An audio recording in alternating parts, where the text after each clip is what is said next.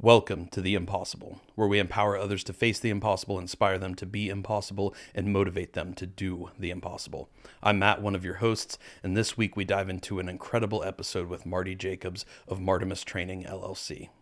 Marty is a personal trainer who has years of experience working with clients, helping them to achieve their health goals. In this episode, we dive into some of the main challenges that Marty has noticed over the years keeps people from being able to achieve their goals. And he lays out several strategies, many of which you guys can utilize today to be able to help work toward the goals you've set for yourself. One of these areas is just simply the ability to be honest with ourselves. We have a big conversation on this topic and how to implement this honesty into day-to-day life and how to use it as a driving force toward those goals we've set for ourselves. We then take the conversation further and talk about Marty's experience with his faith. Being a pastor for a local prison system, Marty has seen so many aspects of faith journeys. And he talks about how he balances his faith journey with his own desire and striving for personal excellence, and how truly he believes one cannot exist without the other. It's an incredible conversation. We cannot wait for you guys to hear it. One thing I did want to make everybody aware of, we did have a corrupt video file this week in which you will not be able to see Austin or I in the podcast episode. You will hear all three of us on the mics, but you will only see Marty for this week's episode. We sincerely apologize for this error and this file loss, and we are working to make sure this does not happen in the future. And as always, the number one thing we ask for you guys is if you got something out of today's episode, please share it with as many people as you know whom you believe it would help. Because at the end of the day, that is how we achieve everything we are striving for in Impossible Performance. Please click the subscribe button below so you get notifications when all of our episodes drop. And if you want to dive deeper into the conversation of the podcast off camera, click the top link in the description to join our school community. This is a community like never before, where there's a group of individuals all working toward a common purpose, all pursuing the impossible in their own way. We all learn, grow, and build together. We offer monthly courses, monthly webinars, and live group calls where we can all discuss and dive into some of the challenging topics we face when pursuing an impossible goal. So if you guys want to learn more about that or join us in that community, please click the top link in the description. Hope you guys enjoyed today's episode. Thank you for listening. And as always, be impossible.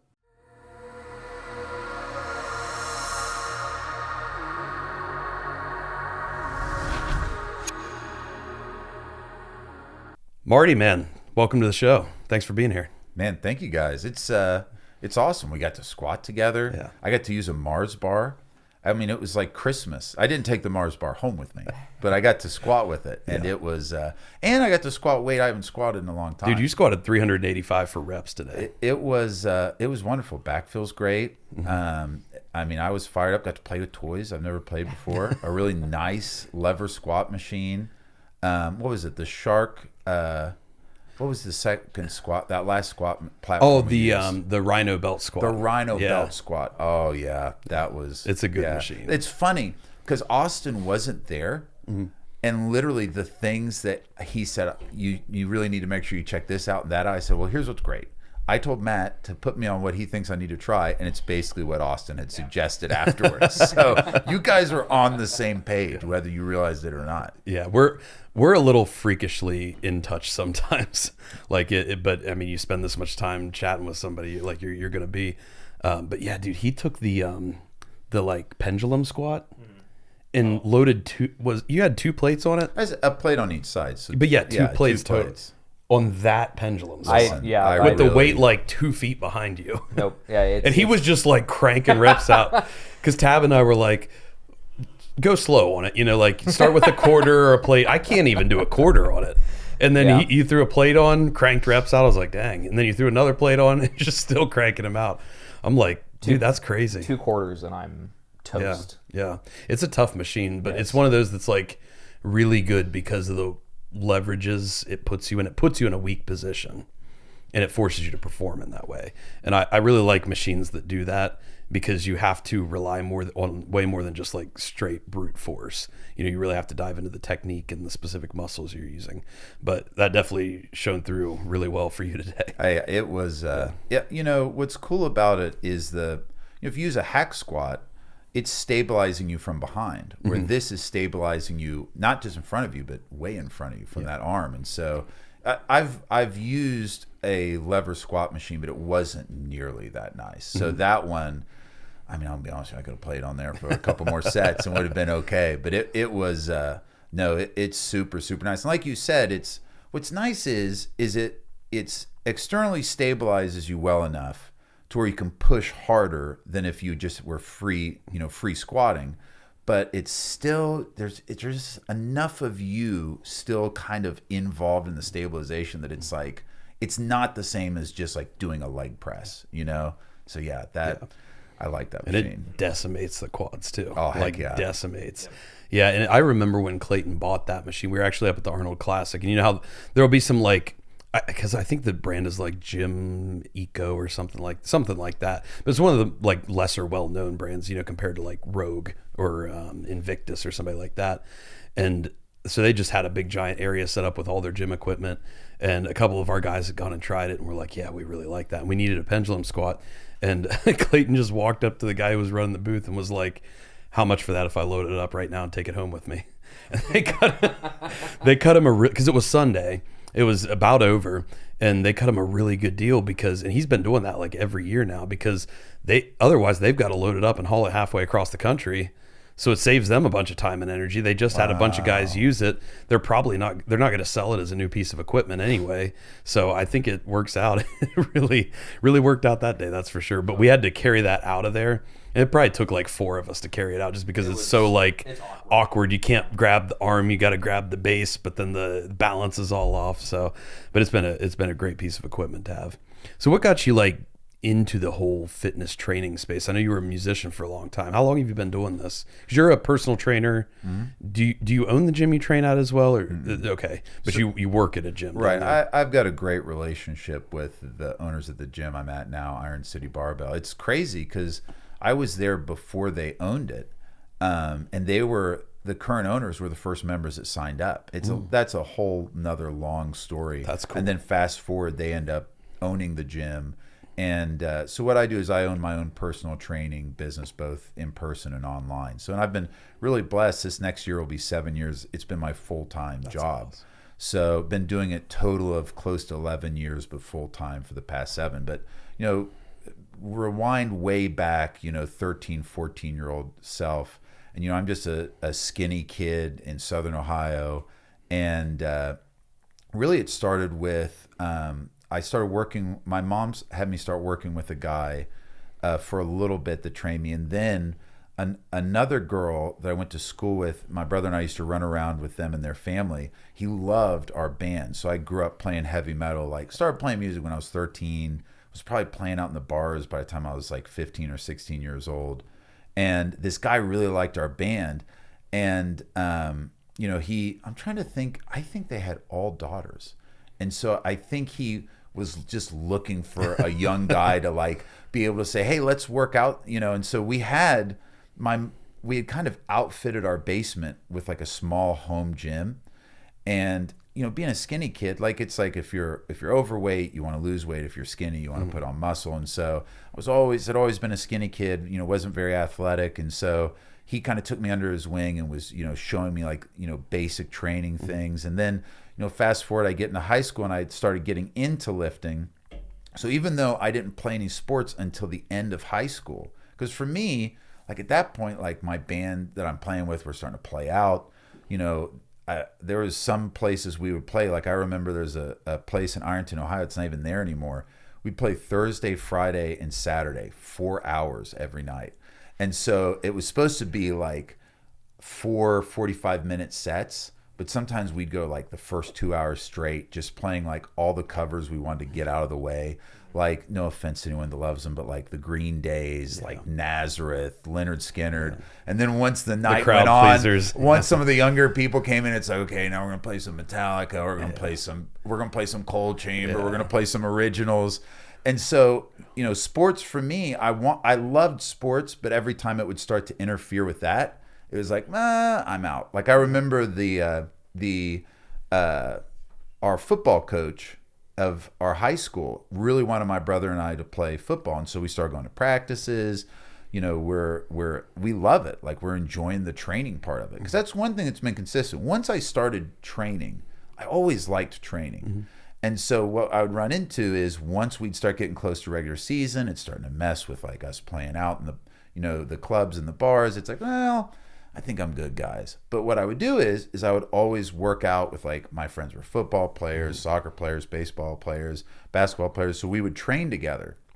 And so I grew to have a love for just the gym, like being able to see that, hey, even though this is, where my body is now, I can do something about it.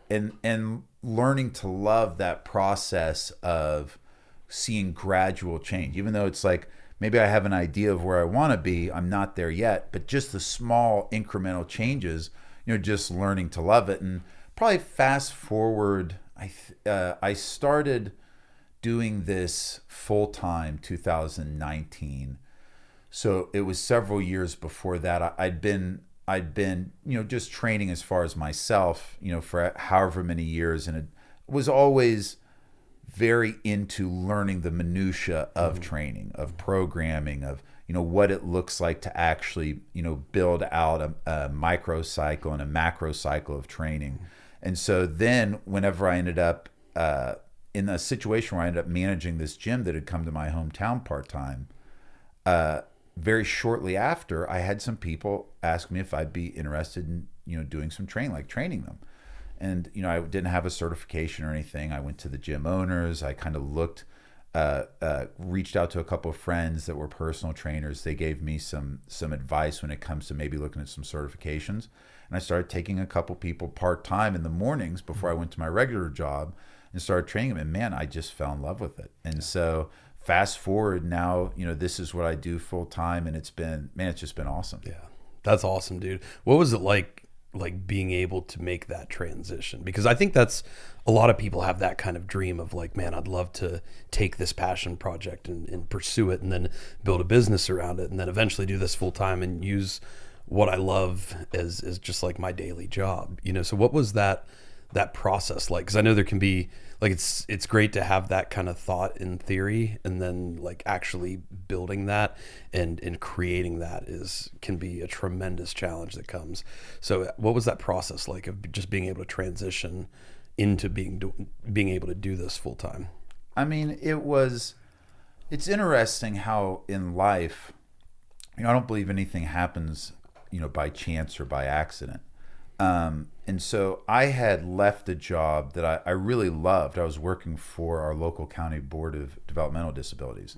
And so I was working in a position where I was helping some of the people that we serviced. If they wanted to get jobs out in the community, I was making those connections with businesses and then making those connections with those individuals. And something had happened within the state legislature that changed the nature of my position.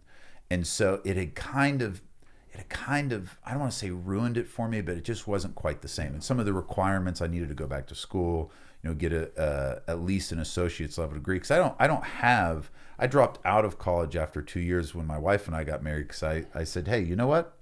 You are way closer to getting a degree than I am, and one of us needs to work full time. Yeah.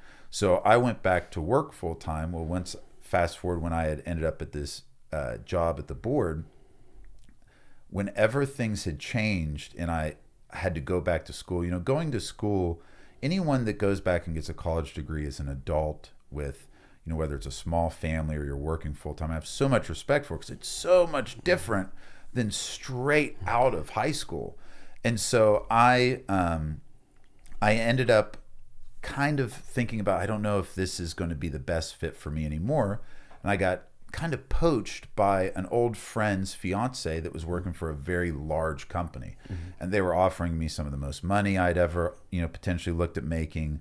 There was going to be some travel, but it wasn't going to be quite as much. And so I took this position, but I only stayed there about 6 months. And at that time, I'd already been training part-time. And I think that's first thing, it's a real big key, is sometimes people have a dream and a goal of something they want to do, but they feel like they need to do it to the extent that they see the end result as. Instead of saying, hey, maybe I need to see how I can start doing some of this now, and maybe it's not my full-time gig yet. And so I'd been already training part-time, and whenever I went to take this other job, I had to stop because of how much travel I was going to be doing. Well, after being there for 4 or 5 months, I realized it's nothing against the people that I worked with. I got to know some great people. Even the person that brought me on, she was fantastic. But it just was going to end up being more travel than I expected. I was going to be gone more than I expected. And so the pressure of that caused me and my wife to sit down with a friend of mine who had been doing kind of our financial advisor for a long time and say, let's look at how much I was making doing this part-time training. How many more clients would I need for us to at least know we can pay the bills, and then build it from there? And when we did that, it wasn't a lot more than what I'd already been doing. So I kind of tested the waters, reached out to some old clients, said, hey, if I get back into it, are you interested? And they said yes. And we said, all right, we're going to do it. And all of this for us, I'm a Christian. And so my faith is everything that I do filters from that place. And so everything that we do, one we do in prayer, but we also seek the counsel of wise people that we believe God's put in our life. And so, we went to some of our pastors, I went to some friends that, had been in business before. I went to my good friend that was our financial advisor and said, hey, this is what we're looking at doing. And we said, you know what, I think we can do this. And so it was scary at first because you're saying, all right, this is a big part of our income that now, when you work for a company, you don't think about the fact that they have to continue to get business in order for you to get paid. You just think, I'm working for this company, I'm getting paid. But when it's your thing, it's suddenly you see the profit and loss statements. You see what's coming in versus what can go out. And so it's definitely a big step. But what's really cool is since the day we started, because what's crazy is when I went, it's right before COVID hit and all the gyms shut down. And it's amazing. We weathered the storm, and we never went a month that we weren't able to pay our bills or have food on the table since that point of leaving. And what's cool is, fast forward, my wife left her full-time job this past summer as a teacher and started her own business. And part of that is me doing this to the length of time I've done it, to then her see, hey, I kind of see an infrastructure that I could really provide a lot of value in. And ever since she's done it, it's been fantastic. So, and man, I mean, I'm living the dream. Like I literally spend all day in the gym. Like it doesn't get too old. Yeah, that's awesome, man.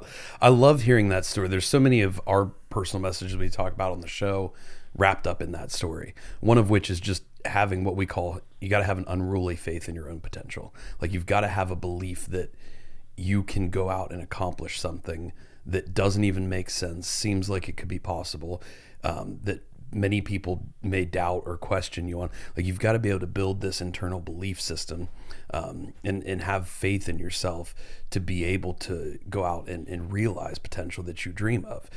Because if you don't have that, you're always going to be constantly questioning and doubting and be filled with like concern and fear and anxiety, and it's easy to allow some of those emotions to control you. We talk about always feeling your emotions, always working through them, but learning to kind of control them and filter them and guide them, and help use them sometimes to drive positivity and forward movement. But you've got to build this unruly faith in your own potential to be able to go out and make things like this happen. And I think that's something more than anything else we really work to try to instill in people in this show, because I think that there is kind of a lack of that in society right now. There's a lot of people that really do not have much faith in themselves. And I'm sure you see it all the time as a trainer. I mean, I cannot tell you how many people that, because if you know me for any amount of time, I will try to get you to run a marathon with us. Like it's just going to happen. I'm surprised I haven't asked you yet already, but it'll come. Like I'll try to get people to run, because we run the Columbus Marathon every year to raise money, and it's such an impactful experience. And whether you're a runner or not, or even if you just show up to walk the thing, I believe that everybody will learn and gain so much insight into just the human spirit and the good in the world just from experiencing that race. But that aside, I cannot tell you how many people, like if I bring that up, how many people are like, oh, I absolutely can't do that. I could never run a marathon. And you specifically, how many very healthy young people will say that.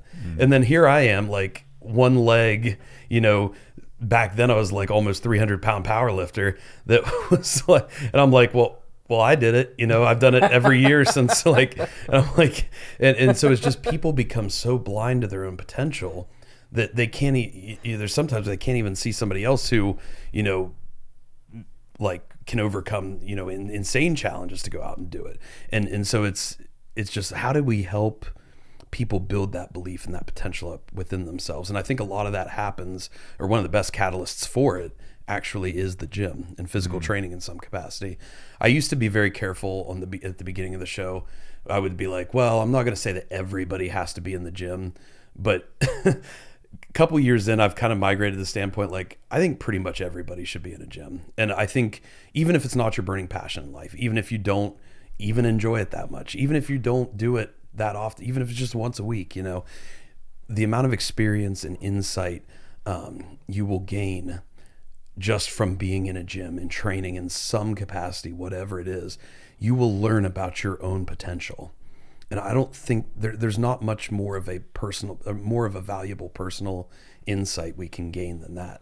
Just to see yourself go through a process of, I've got this goal, and I can put in this work over this time horizon, and I get there. And so once you do that once, you realize you can do it again on an even bigger, maybe more challenging goal. Have you seen that a lot in clients you work with? Oh, 100%. I mean, it's, discipline is contagious once you apply it to one section of your life, because suddenly something that feels like was a runaway freight train, suddenly you've pulled control over. And so I can't tell you how many people, when they feel the liberation of they've been able to change their body, they've been able to get stronger, they've been able to reduce inflammation in their body, or have used to deal with pain in one area, no longer deal with pain in that area, or have dealt with an injury and then have come back from it. It creates a momentum of, oh, I can do this. And I agree 100%. And there's also an aspect of you are choosing to put yourself under controlled stress. I mean, that's really what it is. Your body doesn't know that you're lifting weights. For all it knows, you're fighting a bear over and over again. It doesn't know what you're doing, but what you're doing is you're putting it under controlled stress. And, we deal with a lot of, in the society that we deal with now, there's an aptitude to a lot of natural emotional stress. But we can very easily choose to undergo very little physical stress if we want to. And so there's something powerful when we as humans choose to make sure that we have that outlet.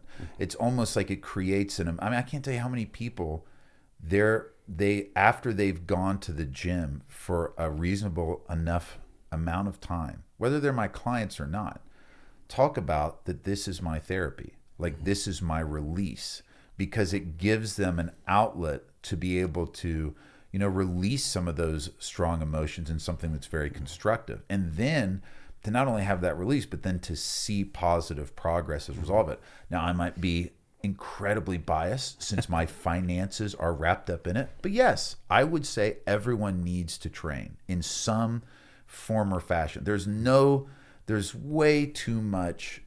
I mean, every single major cause of morbidity when it comes to people can be reduced through and it doesn't have to be, you don't have to train 6 days a week. 2 to 3 days of reasonable resistance training and maybe a little bit of aerobic training, like, you immediately are increasing the likelihood that you could avoid some potential big pitfalls as you age. Mm-hmm. Yeah, and that's what I found too, and I'm sure you've got a wealth of experience and knowledge in this, is like, there is a way to adapt it to any circumstance. Mm-hmm. What the excuse I hate to hear more than any other excuse in the world is, I don't have time.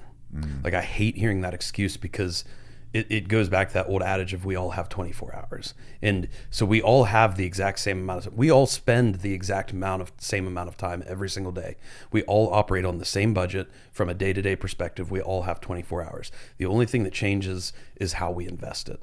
And, just like with finances, there's some people that are very good investors, and there's some people that could probably use some help or some change in how they invest their time. And I don't think there's really much more worthwhile of an investment than your own, like, personal excellence. And that can be physically, mentally, emotionally, spiritually. Those are the 4 domains of performance we talk about. because the more you build yourself up, the more you can serve others and all of the priorities that you have for your life. Like you say, it doesn't have to be 6 days a week. It doesn't have to be 2-hour sessions. It's amazing what you can accomplish in 30 minutes of really concentrated focus and effort. That's one thing I've been learning recently with how my priorities have shifted since the last powerlifting meet, and, wanting to invest more time in this platform and in my daughter and in our family. I've had to adapt and figure out ways to train, but, keep it to a very limited amount of time. And I've been very happy with the style we've been doing too. And I think beyond that, I don't think there's a person in the world who doesn't want to look good and feel good. Oh, yeah. Like, everybody wants that. And even if you say you don't want it, or you don't care about how you look, or you don't care about how you feel, I think deep down, we all have that urge. It's kind of like a primal instinctual urge. And the training, like you say, of any sort will accomplish both of those things, like by default, even if you don't know what you're doing, even if it's not the most tailored program in the world. Every time you go train, you will move the needle a little bit further in that direction. And so I think it's something that speaks to everybody on that level. But like what you brought up, I truly in my heart, I believe we are designed to overcome challenge. Like, I believe we are designed for that. And not only that, I think the very best of us comes out when we overcome challenge. And the more we do it across a lifetime, the higher level of a version of ourselves we can build. That's our whole messaging with Be Impossible, is creating an impossible version of yourself. Somebody who could not otherwise have existed without the challenge you face. You face that challenge, recognize that it's something you're not able to overcome at this point in time. You build a version of yourself that can, and then you overcome that challenge. And you're going to have failure along the way. It's not going to be success every single day. But that process of doing that, especially on a continual basis, like what the gym can provide in a controlled environment, does just absolute wonders for all 4 domains of performance that allow you to serve everyone in your life at a much higher capacity. No, I agree. And that's one of the things that every time I do a discovery call with a potentially new client, we go through a list of their goals. And typically everyone has, like, they want to look better, they want to feel better, but I tell all of them, one goal that I want to add to every single client is I want your body to enable you to do the things you want to do and not prevent you from doing the things you want to do. And I've had people in their 70s come to me, and one of their main goals is, I want to be able to get on the floor and get back off of the floor. And those are things that we maybe don't think about. But you're exactly right, is the more that you can take the goals that you have in life and attach them to more tangible things, not just, don't get me wrong, like you said, we all want to look good, we all want to feel confident, but if you can find other things, like, we had a big old bunch of crazy snow just come through. I'm sure you guys got a bunch of it too. Well, so I have 3 young boys, so that meant we have to go sledding. Like, we have to go sledding. It's just zero and option. So the problem is it was like 11 degrees. And my kids like to eat snow, and they can't grow beards yet. I know it's crazy to think, but they can't grow beards yet. And so they want to eat snow, which means their face, I'm just waiting for it to start turning black from frostbite. And so I'm trying to get them up and down this hill as quick as I can. And when my 6-year-old looks at me and goes, "Dad, just carry me." And so I go, "All right." And I put him over my shoulder and I carry him up the hill. Well, then my 8-year-old is like, "Dad, carry me." I'm like, "All right, well, you're 70 pounds." So, but then I put him over my shoulder and carry him. And so it's things like, I want to be able to do that. I want, when my kids are older and teenagers and they're bigger and stronger, if we want to go roughhouse, we can go roughhouse. If I want to be able to take them on hikes, I want to be able to take them on hikes. I want to be active in my kids' lives. I want to be able to look at a younger person who's just coming into the gym, and there be a little bit, a level of respect because they know that I train also. There's that weird thing of when you're a younger person, you recognize someone that's older than you but trains consistently. How there's that weird little thing, you can't explain it. But there's a guy in our gym, he owed some state records in masters. we love talking programming. I call him the grumpy old guy in the gym because he can be grumpy, especially if you're young and just flinging weights around randomly. But I'll tell some of these young guys in there that I can tell have an inkling to want to get stronger. And when he's in there, I say, hey, if he tells you something, you need to pay attention.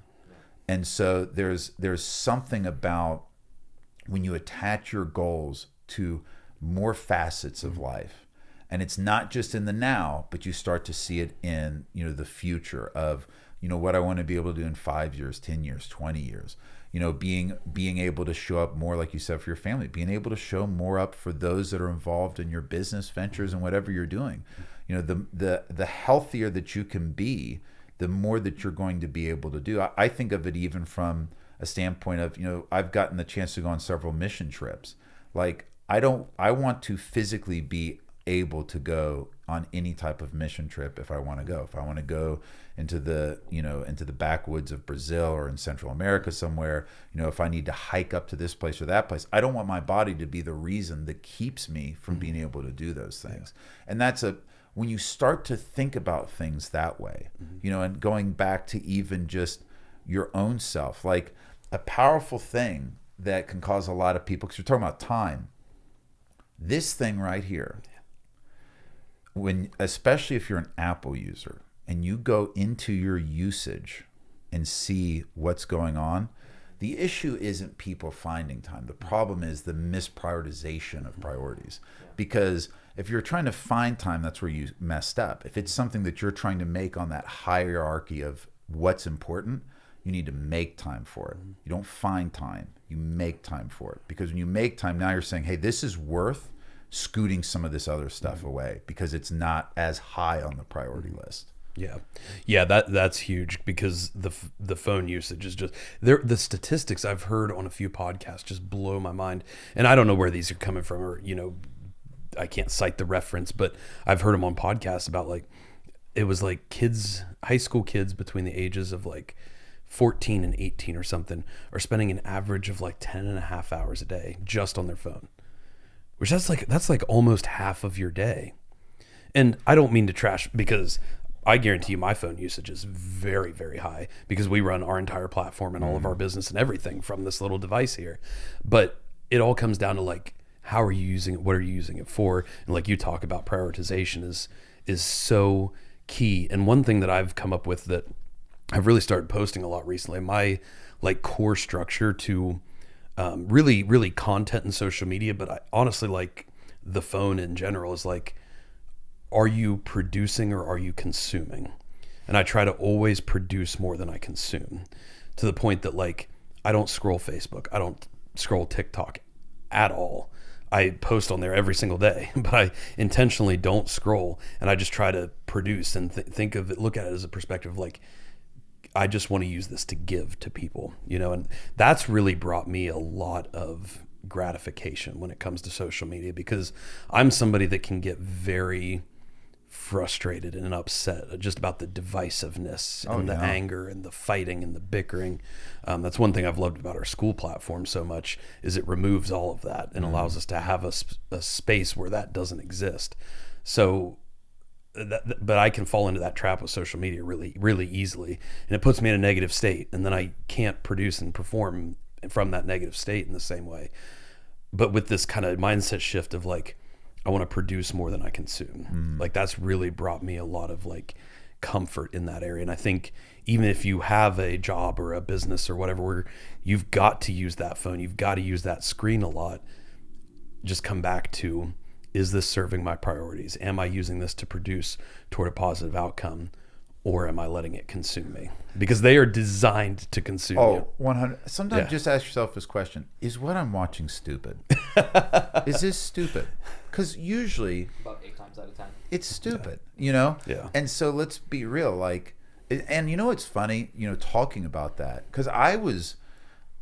I really only put my business on there in the past year. Social media hasn't been a big part of building my business until this past year. And part of what I made a decision was, all right, if I do this, I'm going to authentically be myself. I'm not interested in marketing some version of me that is not who I am.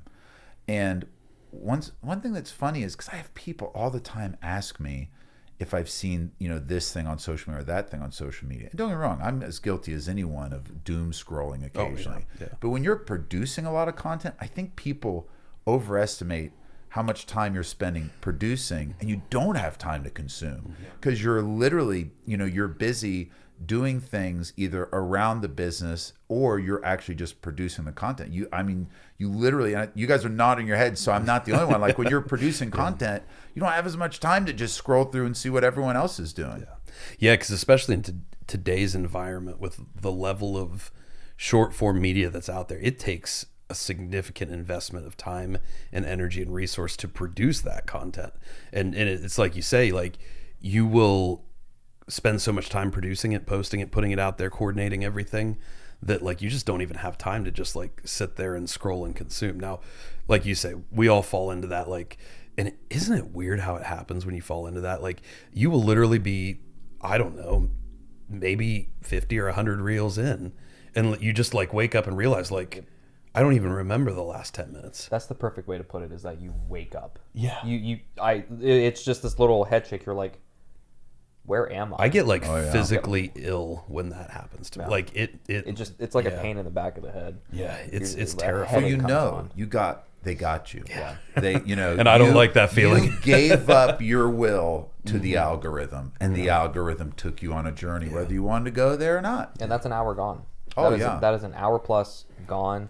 Unfortunately, it happens to me in the hotel room a lot, because I'll sit down after like a 10, 12 hour day, working on high voltage. That's not fun. It's not fun. It's dangerous, and it's a really big dump of just this huge wave of exhaustion comes after that. And then I come back to the hotel room and I'm like, okay, let's do something productive for the business, for this or that, and I'll write, I'll get something down. But then as soon as I pull out my phone, I'm just like, oh, Instagram, I got a message. And then I don't look at the message even. As soon as I get onto Instagram, that first reel, always just, I tap it. I'm just like, oh, that's cool. Scroll. And then I wake up an hour later and I'm like, I haven't even looked at the message that I originally got onto Instagram to see in the first place. Like a message from Matt or from JD. Like that is, it blows my mind.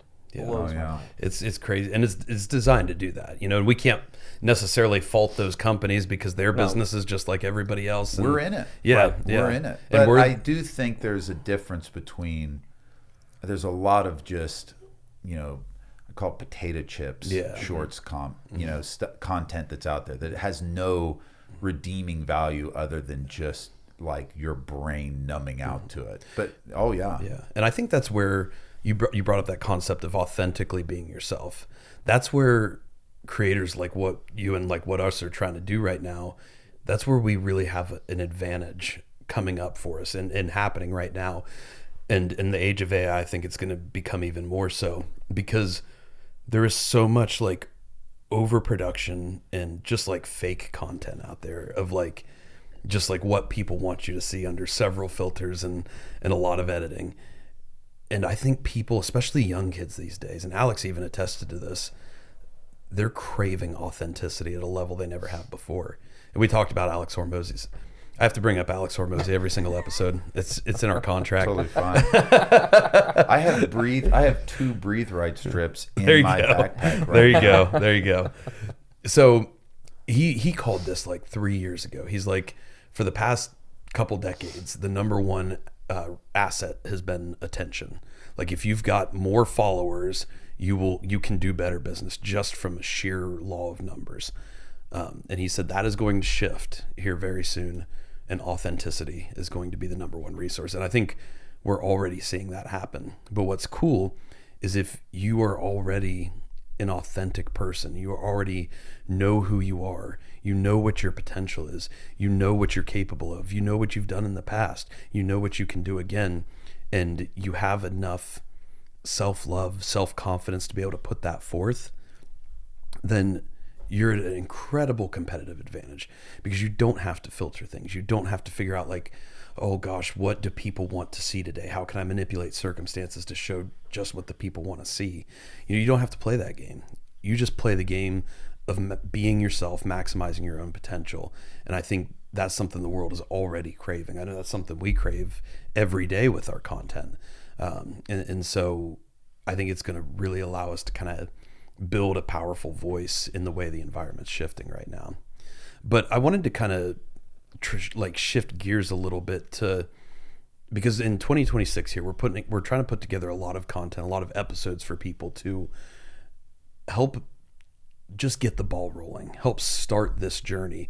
And whether it's just like you're purely focused on losing weight, or you want to build muscle, or you just want to get healthier and perform and function better, like you talked about, whatever the goal is, we want to really help people build a constructive plan from the start here that is actionable and usable, not just for the next 2 to 3 months that a lot of, what do they call them, New Year's resolutions fall into. We want to help people make lasting change and look at like, where am I going to be a year from now, and come up with actionable plans to get there for their health and wellness. And so I wanted to dive into some of your mindset and your perspective, just as a trainer with the experience you've had with personally and with your clients. Say we've got people listening right now that they've always dreamed of losing that 20 pounds, or they've always dreamed of putting on some muscle, getting stronger, or they've always dreamed of being healthy enough just to play with their own kids. How do you approach this challenge that may, for a lot of these people, seem like something that's impossible? Maybe they've already built up limitations of, I can't do that, I don't have time, I'm too old, whatever it is. How do they approach that challenge? And then how do they start building an actionable plan to work toward achieving it? Oh, yeah. Well, and it's a lot of times people start with what their limitations are instead of what they can already do, and so it's funny getting ready to come here. I have a client who's an amputee. Oh, that's cool. And so they have some other significant health conditions going on. The first movement I have them do every single workout is squat. Now, it's not a freestanding squat. It's not a barbell squat. First it was starting with a high box and a band. It's finding what you can do now, because a lot of times, and I run into this sometimes with clients, especially in the TikTok era that we're in, is they'll see TikTok. I can't tell you how many times clients will, once they realize they can approach me, and I'm really big on, like, I have a program that we're going to follow, that we're building around what your unique goals are, your pre-existing health conditions, schedule to train, all of that. But if you see something and you're like, man, I'd really like to try that, bring it to me. Like, let's take a look at it. But what is always the thing is, hey, what you just saw on Instagram or TikTok, that was filmed with the intention of getting people's attention. Let's find out what would be a modality around this that's more of where you're at in your training. And so first, it's just making a decision to start. We were talking about my shirt that I had. So whenever I started getting on social media, I noticed that I was kind of finding myself making this statement a lot, get after it. And it comes from the idea of, sometimes people get so lost in the weeds of always having the exact perfect plan. Don't get me wrong. You want to have, the more that you have a plan around what you're going to do when it comes to whether it's your eating, whether it's your work, your lifting, how you're going to get in more movement during the day, the better. But you can cause yourself to be paralyzed by over-examining all of the details instead of just starting. Because sometimes some of those details that you're going to shift, you're not going to know what they are until you get in there and start doing the thing. And that's a lot of times with clients. I have clients show up, I can't tell you how many times. This is something that's a really good thing for new trainers, is you may have a whole plan together, and a client comes in and says, hey, I pulled my hamstring at work, and today was a lower body day. It's like, well, what are you going to do? You just say, well, I wish you would have let me know that. Nope. All right, let's on the feet. Let's figure this out. And so the first step is making a decision to start doing. Find some aspect of what that plan looks like. Maybe you don't get a lot of movement in, and it starts with just, all right, I'm going to start walking. I know I want to go to the gym and start working out, and I don't go to the gym. I'm going to get a gym membership, and I'm going to start by just walking on the treadmill and figure out what the next step looks like. Because people get so paralyzed with inaction because they don't have all the details figured out that they never do anything. And they could get all these details together, but until they feel confident enough with the amount of information to actually do something, they never do anything. When in reality, if they would just start, then they can start to work out some of those details as they go. And don't get me wrong, like you don't want to go in and try to. There's a young guy at our gym that's I had to have a conversation with him. He's a super nice kid, but when he would come in to max out, he would come in and put his max weight on the bar, and then yes. Oh gosh. And so I pulled him aside one day and I said, "Hey, do you ever do some sets with less than your max weight? Let me talk to you about what warm-up sets are." But just you gotta love those days. Yeah. Boys, I've seen some stuff. So he's fresh. Yeah. But yeah, his joints are still rubber. Yeah. So let him get 10 years and he'll be like, "Wait, this doesn't seem like this is what I should be doing." But obviously there's a level of risk that you don't want to undertake, but in reality, like just starting where you're at. I can't tell you how many clients come to me with some type of knee issue, and one of the first things out of their mind is I can't squat. Well, I've got news for you. Unless you have you have one leg. Yeah. And what did we do this morning? We squatted. We squatted heavy. Yeah. And so, I'm really big on, hey, some of the main movement patterns you need to be able to do the rest of your life. You need to be able to squat, you need to be able to hinge, you need to be able to press. And so we find where is your threshold of mobility and pain. And so if we can get you down to a high box squat, not even with a barbell, typically it's a goblet squat, and sometimes it's body weight. And let's get you there. And when we find that place of where you're able to be stable and move without pain, let's start there and just create a foundation and gradually build up. And again, it all goes back to, paralysis from overanalysis is just find a place to start.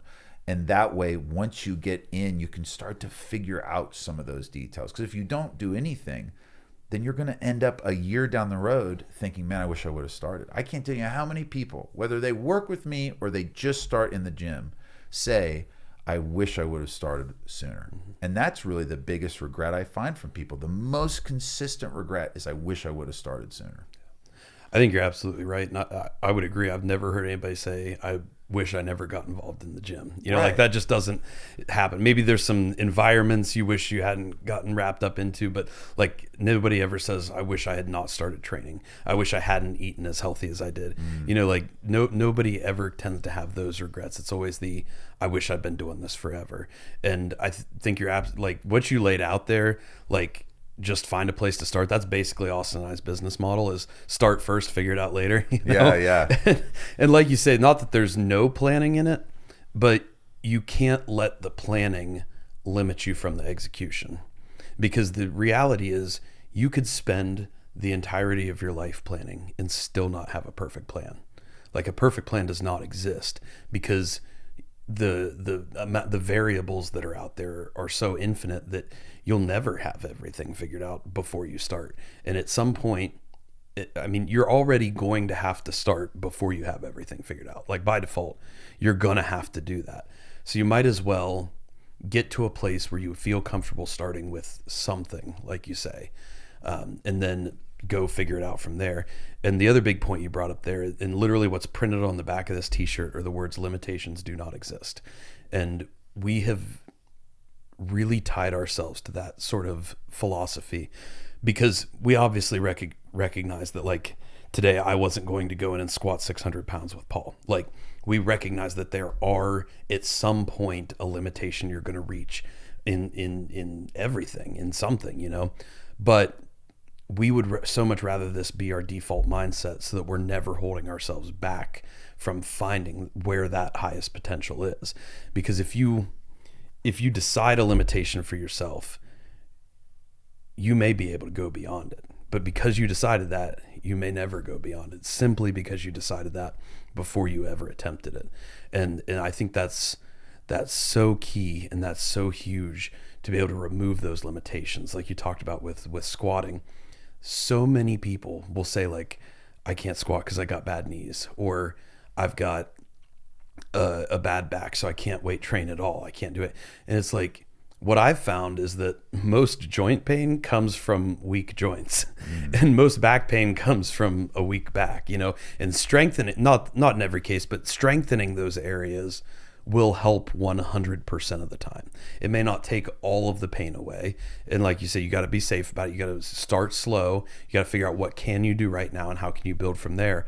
But becoming stronger in those areas will help 100% of the time. I believe that. No, absolutely. I mean, I'm always careful in when I talk to potential clients and even with my own marketing. I'm not a physical therapist. I'm not a doctor. And so I'm not out selling that I'm going to get you out of pain. But I can tell you that I have a lot of clients that's the biggest benefit that they've found that they didn't know they were going to get going into it, is the amount of pain that they got out of. And it's exactly like you said. I mean, we have a skeletal system that then is encased in a muscular system. And so this system was intended to work codependent on one another. We have our skeletal system that gives us structure, and then our muscular system that gives us the ability to move through space and to handle things. And so if you neglect that muscular system, now whenever you're doing things, it's falling onto structure. When in reality, you need to, by strengthening it, again, it's not like we're saying, if you want to train 6 days a week, great, but you don't have to. And even, you talking about changes of life. I mean, listen, I'm a personal trainer. Sometimes I have to do my workout in 45 minutes, and I'm at the gym all day long. It's amazing how sometimes the limitations of what's keeping you from starting to train, the training may be the very thing to break through that limitation, and it's not a guarantee every time, but you'd be surprised. Like if you started now and you haven't been doing anything at all, imagine where you'd be in 6 months versus waiting 6 months from now still thinking about what you should do. Yeah, and maybe that's a good place to start for people, is figure out, because you got to figure out, like, what is it you ultimately want? What's the goal you want to achieve? We can never become totally driven by the outcome alone. Like, we have to fall in love with the process of it. But it's good to have that goal, that vision for what do I want to achieve, whether that's getting out of pain, looking better, feeling better, performing at a higher level in some capacity. And then just pick one action. Like, I feel pretty confident that if I did this one action on a regular basis for the next 6 months, I would be much closer than I am right now to that ultimate goal. And so maybe that's a good place people can start, is just something literally that simple, because as you go through that process in 6 months' time, you will have found a way to either massively improve that one action, or you've found maybe a whole other set of actions that you can add into that accelerates your process or your progress even faster. But I wonder if maybe that's like kind of a more entry level way for people to get into it, if you've got this goal that you want to achieve but you don't even know how to start. A lot of times whenever I work with clients, when we're working on nutrition, my plan is to find out what they're doing now, instead of just trying to throw a plan at them. Now, it depends on what their previous history is, but a lot of times what we'll do is I'll have them do a visual food journal where they'll upload pictures of everything that they're doing now. Now, nobody's diet stays the same whenever I ask them to do that. Everyone's changes slightly. But I tell them, listen, don't see this as a negative consequence. See this as data. Because I want to see what's your psychological attachment to food, along with what are correlations that we see when it comes to time of day when we see certain things happening. Are you having more sweets and salty processed carbs during the evening? Are we seeing that you're going long spans of time without food, or you consistently are getting fast food during certain areas of the day? Is it because you crave those foods, or is it because those foods are convenient? And so what's funny is some of the most common things that start with most clients is, I need you to consume more water, I need you to consume more protein, and I need you to drink less calories. It's usually one of those three things. And so you're absolutely right. I mean, if you're listening to this right now and you look at, I drink way more colorful, full of sugar drinks throughout the day than I do water or something that has no calories, you could literally, I can't tell you how many people will cut out just pop or soda, depending on where you're from, how much of a difference it can make, just that, in upping your water intake. That one thing can be so drastic. Making a decision that maybe you create a guardrail of, all right, I can't go without some type of sweet during the week, but I'm only going to allow myself, 2 times that I indulge in those type of things, and creating one thing, one step that you start with. Maybe you see it on 2 fronts of, all right, this is what I'm going to do with my nutrition, and this is what I'm going to do with my weight training. This is the one thing that I'm going to do when it comes to challenging myself more intellectually, like whether it's making a decision, I'm going to read at least 15 minutes from some book a week. Maybe I'm going to start praying or going to church. Maybe whatever that thing is you're making a decision that I'm going to start doing this, because we have such especially in the culture that we live in now, comfort and conformity is so easy. It's the easiest default for all of us to take. We go to work, we get through the workday, we've got our phones. They will comfort us and feed us nonsensical just junk if we want to numb out and just get some food, get something in us, and then go to bed and try to get a little bit of sleep so that we can go and do the thing the next day. And you're not living. You're just going through life, versus when you start to make a decision, I'm going to make some changes in my life, then all of a sudden you're able to take your life back. You're able to feel like, all right, I've got some control. Like if you are waking up every day and all you're doing is you're trying to survive the workday, you're coming home, maybe you're single, maybe you have a family, and you're not present for anything, you're lost in your phone, you feel endlessly depressed, you feel riddled with anxiety. That's not living. That's not living. You're shackled to a system that you're refusing to say, hey, I need to do something different. And if you continue to do the same thing, nothing's going to change. And we were made for much more than that. We were made to actually be present in the moment. That, you know what, maybe the what feels like the dead end job, maybe right now it's not where I want to be, but maybe I could be getting a lot more than a paycheck from this place. Me being able to do what I do now is a result of every single job I've had up until this point, some type of skill, ability, or attribute that I learned from those jobs, all the way back from Burger King flipping Whoppers to the last job I had before I went full time.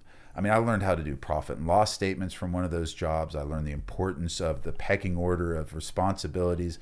And when you change your perspective of all the reasons, going all the way back to what started this conversation, is all I'm thinking about is my limitations and what I can't do versus what can I do right now? What can I do today? I'm not waiting for January 1st. I'm not waiting for Monday. What can I do starting today? And you start that ball rolling, and it's amazing if you commit to that small thing, it snowballs, and suddenly that discipline starts to spill out into other areas of life. Yeah, I love that. We recently, Austin and I recorded it because it was we did an episode where our school community got to basically decide the topic, and we had no idea going into it, and we just like looked at the topic right beforehand and then just went with it, and it was a really fun format, but the topic ended up being discipline.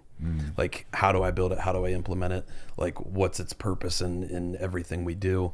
And discipline's obviously a very broad topic, but one of my favorite pieces from that conversation that we came to is that you talk about like comfort and how like comfort isn't necessarily, we had to chat about it because comfort's not this thing that's like bad all the time. Oh no. But it certainly can lead to a very challenging situation. What we came to is you decided like external pleasure and comfort is really just a distraction from an uncomfortable reality.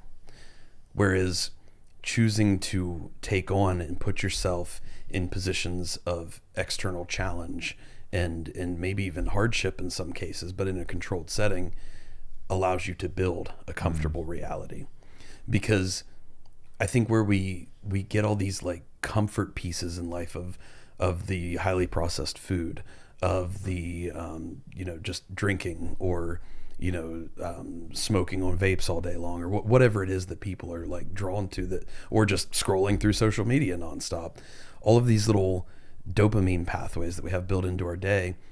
If you're living a life that is not gratifying to you and those around you, you're going to press that pleasure button all day long to distract yourself from that.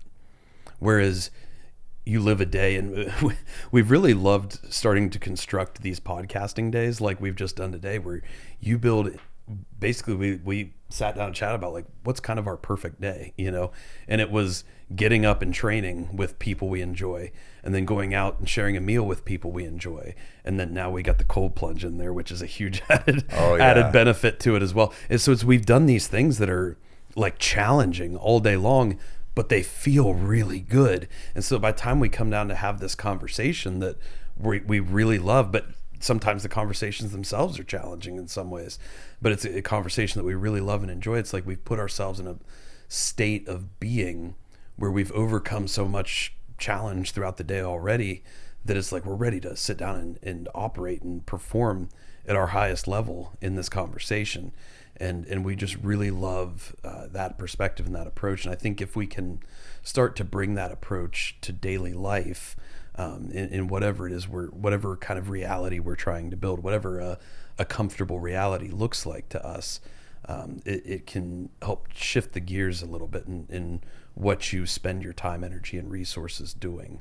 Because ultimately, everybody would love to have a reality where all the bills are paid, you feel really good, you perform good, you're there for the people you need to be there for, and you can go out and do things that you truly love and enjoy and that gratify your soul. Like, nobody doesn't want that reality. And so how do we find the things, implement the things, and kind of marry ourselves to that process of getting us to that kind of state? I think that's a really big key too, marrying yourself to the process. Because if all the process represents is the pain that you have to go to the end goal, it's going to be misery the whole time. And in reality, like all the things you described, like being able to do whatever I want to do, not have to worry about the bills, like basically being filthy rich. If we achieve a certain amount of wealth, that's going to be happiness. But the problem is then why do we see all these incredibly wealthy people incredibly depressed, full of anxiety? I mean, literally, you would think all those basic things that you think are going to bring that bit of happiness, being what they need in order to achieve that. But in reality, that's not what it is. It's finding an innate purpose and value beyond just the acquisition of having enough money to be able to do all the things that I want to do. Because in reality, if that's all life is, then you're going to be chasing something that you're never going to achieve. It's never going to be enough. It's the same idea of like body dysmorphia. You're chasing a body that's never achievable, because even though everyone around you might be totally impressed with what you've accomplished, in your mind, you're never going to get there. And so that's where my faith is such a paramount part of what I do and what I believe, because for me, what I do has to go beyond just material wealth. Listen, I believe there's a powerful thing in being able to have wealth in a way to be able to help be a benefit to others, whether it's being able to provide for my family, whether it's being able to be generous, whether it's to my church or to other people, or create opportunities for others. I mean, one of my long-term goals is I would love what I've been able to work on and create, provide opportunity for other people. And so, like, going back to what you were talking about, married to the process, learning to find joy in the process. Like, I can't tell you how many people that have never worked out. Now, not all of them, but once they get in there, it doesn't mean they love all of it, but they love parts of it. They love seeing small changes along the way. I can't tell you how many retired, aged people come into our gym, which our gym's similar in a lot of ways to your guys' gym. Like, our gym, in our community, from outsiders, our gym is seen as like a meathead gym. Same but here. then you go in there and there's like little old ladies talking to big bearded tattoo powerlifter guys. And like, everyone's joking, everyone knows each other. We joke and say it's like Cheers without the alcohol, but with race. And so I literally have a client who is a retired kindergarten teacher in their 70s that goes on and on about how much fun they have at the gym. Like, it's not just the training, and they know all kinds of people in the gym now. And there's something about like you said, marrying yourself to the process, finding parts of this process of not just bettering yourself physically, but bettering yourself as a person, like being willing. It's so easy, especially, and I think this is part of what gets to the toxicity sometimes of when it comes to the algorithm of social media. People have a natural aptitude to cling to negativity that puts responsibility on external circumstances that are beyond our control. And so that tends to go really high on social media, and everyone gets angry at something else that's not our fault, that there's nothing we can do about except for vent our frustrations and complain about it.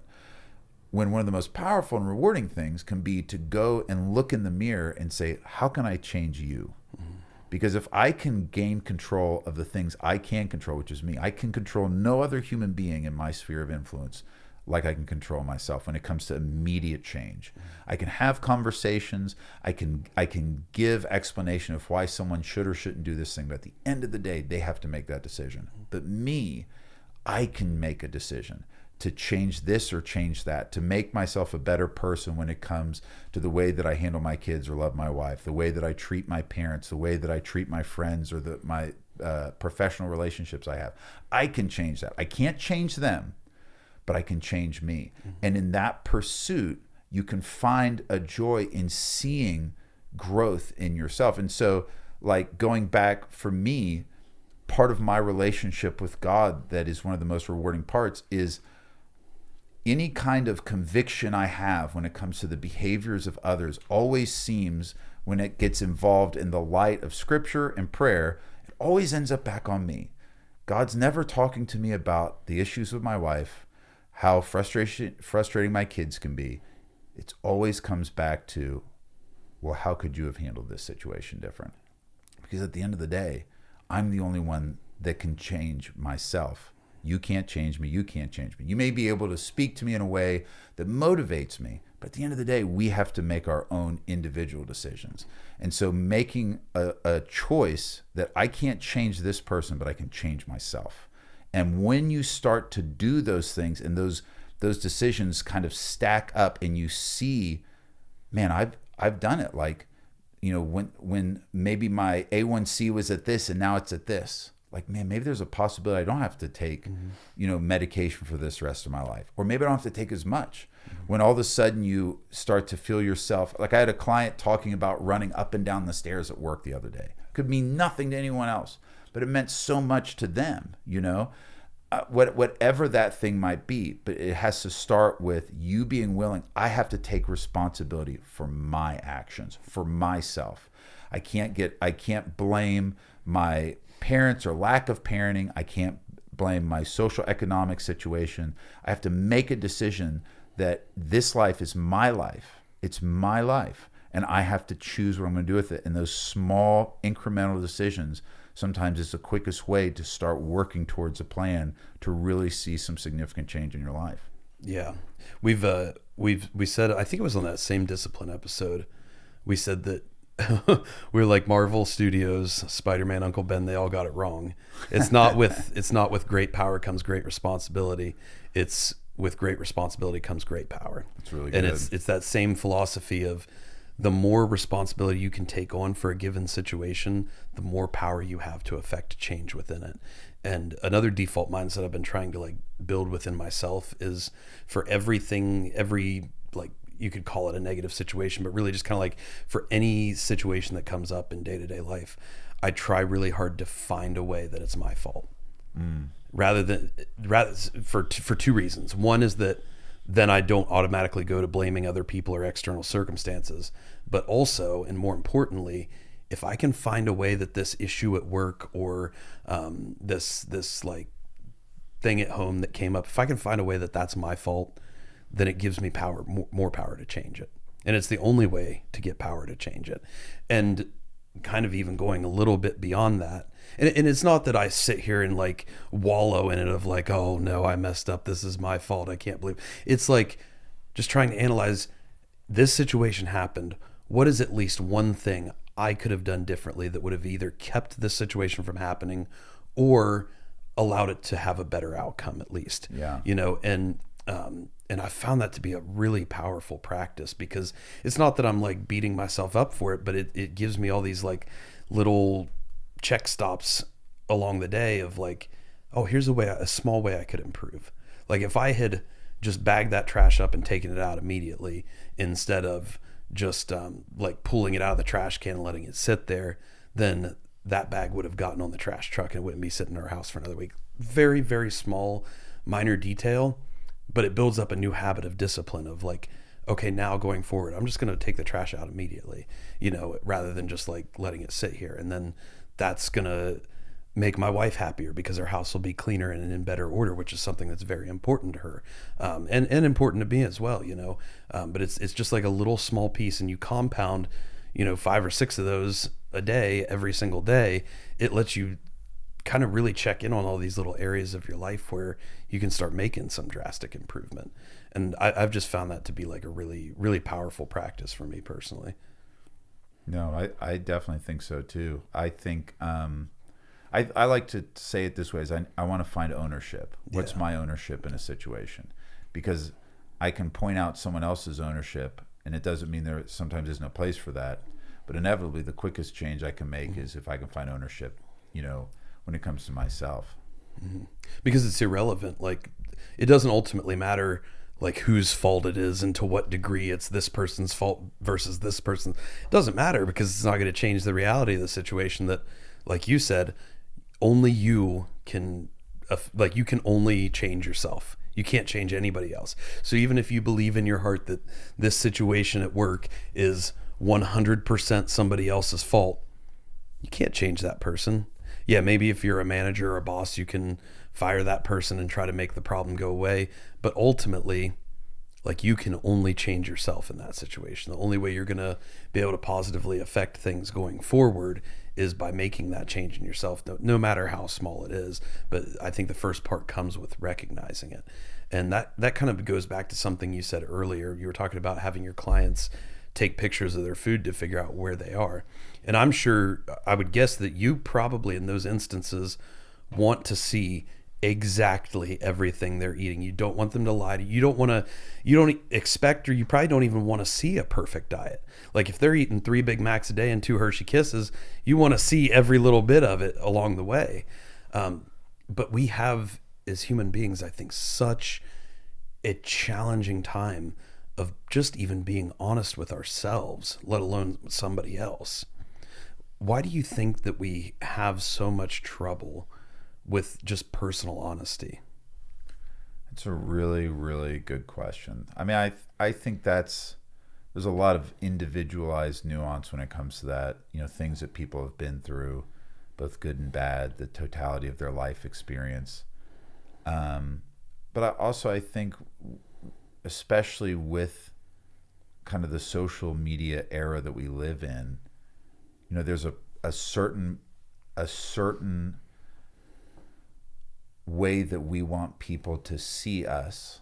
And I've told clients all kinds of times, hey, I want to see exactly what you're going to eat. And then they'll come back around, and as we kind of talk, they'll say, I also might have had this one thing that I didn't end up sending.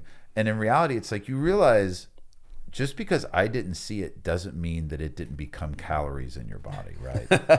Like, that doesn't change that fact. But there is this weird thing of we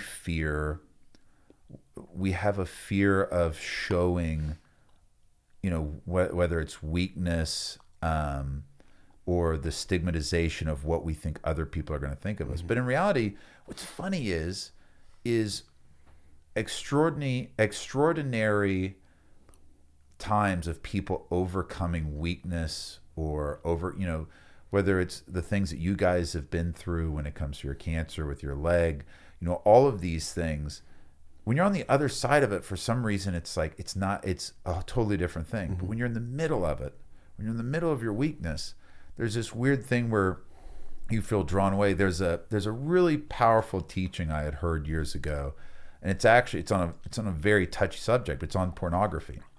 And in this teaching, this gentleman's going through all of these things, talking about when it comes to pornography. And I'm very against pornography. I had an issue with it when I was young, and it carried all the way into adulthood. And by the grace of God, it's not a problem anymore. But it's something that it's like this thing that people don't talk about, but can cause all kinds of issues in a person, whether they're single or in a relationship. But in this teaching, I thought this was really powerful. This at the end of it, this gentleman spoke up, and he talked about ancient times. Now warfare has totally changed as a result of technology. And every crux of human existence as technology progressed, into the Bronze Era and things like that, warfare changed. But before modern times, when the sun went down, there wasn't a whole lot you could do, because you needed sunlight to see your enemy and either, shoot at them with a bow and arrow, fling a heavy, blunt object at them, or hit them with a sharp object. And so what would happen is you'd have these breaks in the warfare where these warriors would sit amongst a fire and they'd be taking their armor off. And maybe the three of us are on the battlefield together, but now we have this break in the action. And, I see Austin takes off his armor, and I see, dude, he's wounded on his left side. I didn't know that when he had his armor on. But now that we're in this moment of vulnerability, I see he's weak on his left side. And as his brother in arms, when we're back in the field, I'm going to cover his left side. And there's something powerful, not from a victim, when we take our wounds and make them our identity, that it's an issue. But when we're honest and vulnerable in a way that doesn't identify with victimhood, then all of a sudden it's something that we can cover each other with. We can look to each other's strengths and the things that we've been through to be able to help us with those situations. But we don't see it like that. We want everyone to see us with the armor on. Mm-hmm. And don't get me wrong, there's some things, it's not for everybody. Because the general public is not going to be friendly to every piece of weakness that you're walking through at that time. That's where you have an inner circle of friends, an inner circle of mentors or leaders that you trust to go to certain things.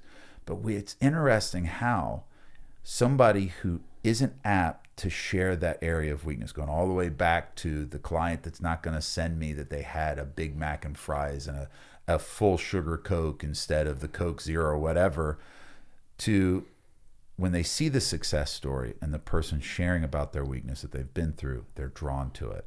But when it comes to they themselves, they fear admitting, hey, you know what? I have a hard time not just consuming sugar whenever I have it in front of me. I have an unhealthy relationship with food, or I have an unhealthy relationship with my phone, or whatever it might be. But you can't address an obstacle until you recognize that it's an obstacle. Mm-hmm. And so there's this thing of the fear of seeing somebody seeing me in weakness. When in reality, the only way you can address that weakness is when it's seen. Yeah, that's a really powerful perspective. And I think maybe honesty is even like the precursor to that acceptance of responsibility. Because you have to be honest about what the situation is before you can even like accept responsibility for it and then work to change it.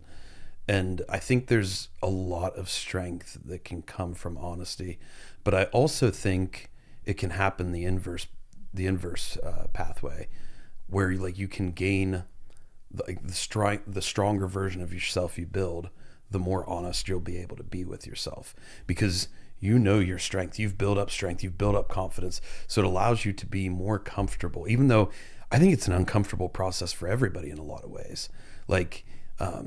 Even things like today when we cold plunged, and I know Austin's talked about this before, just being able to take your shirt off in front of a group of other men can be debilitating for people. I've been there before. And the fact that now I can do that, and I won't say it never causes a little catch in the back of my mind, but I can comfortably do that now is a huge shift in my perspective.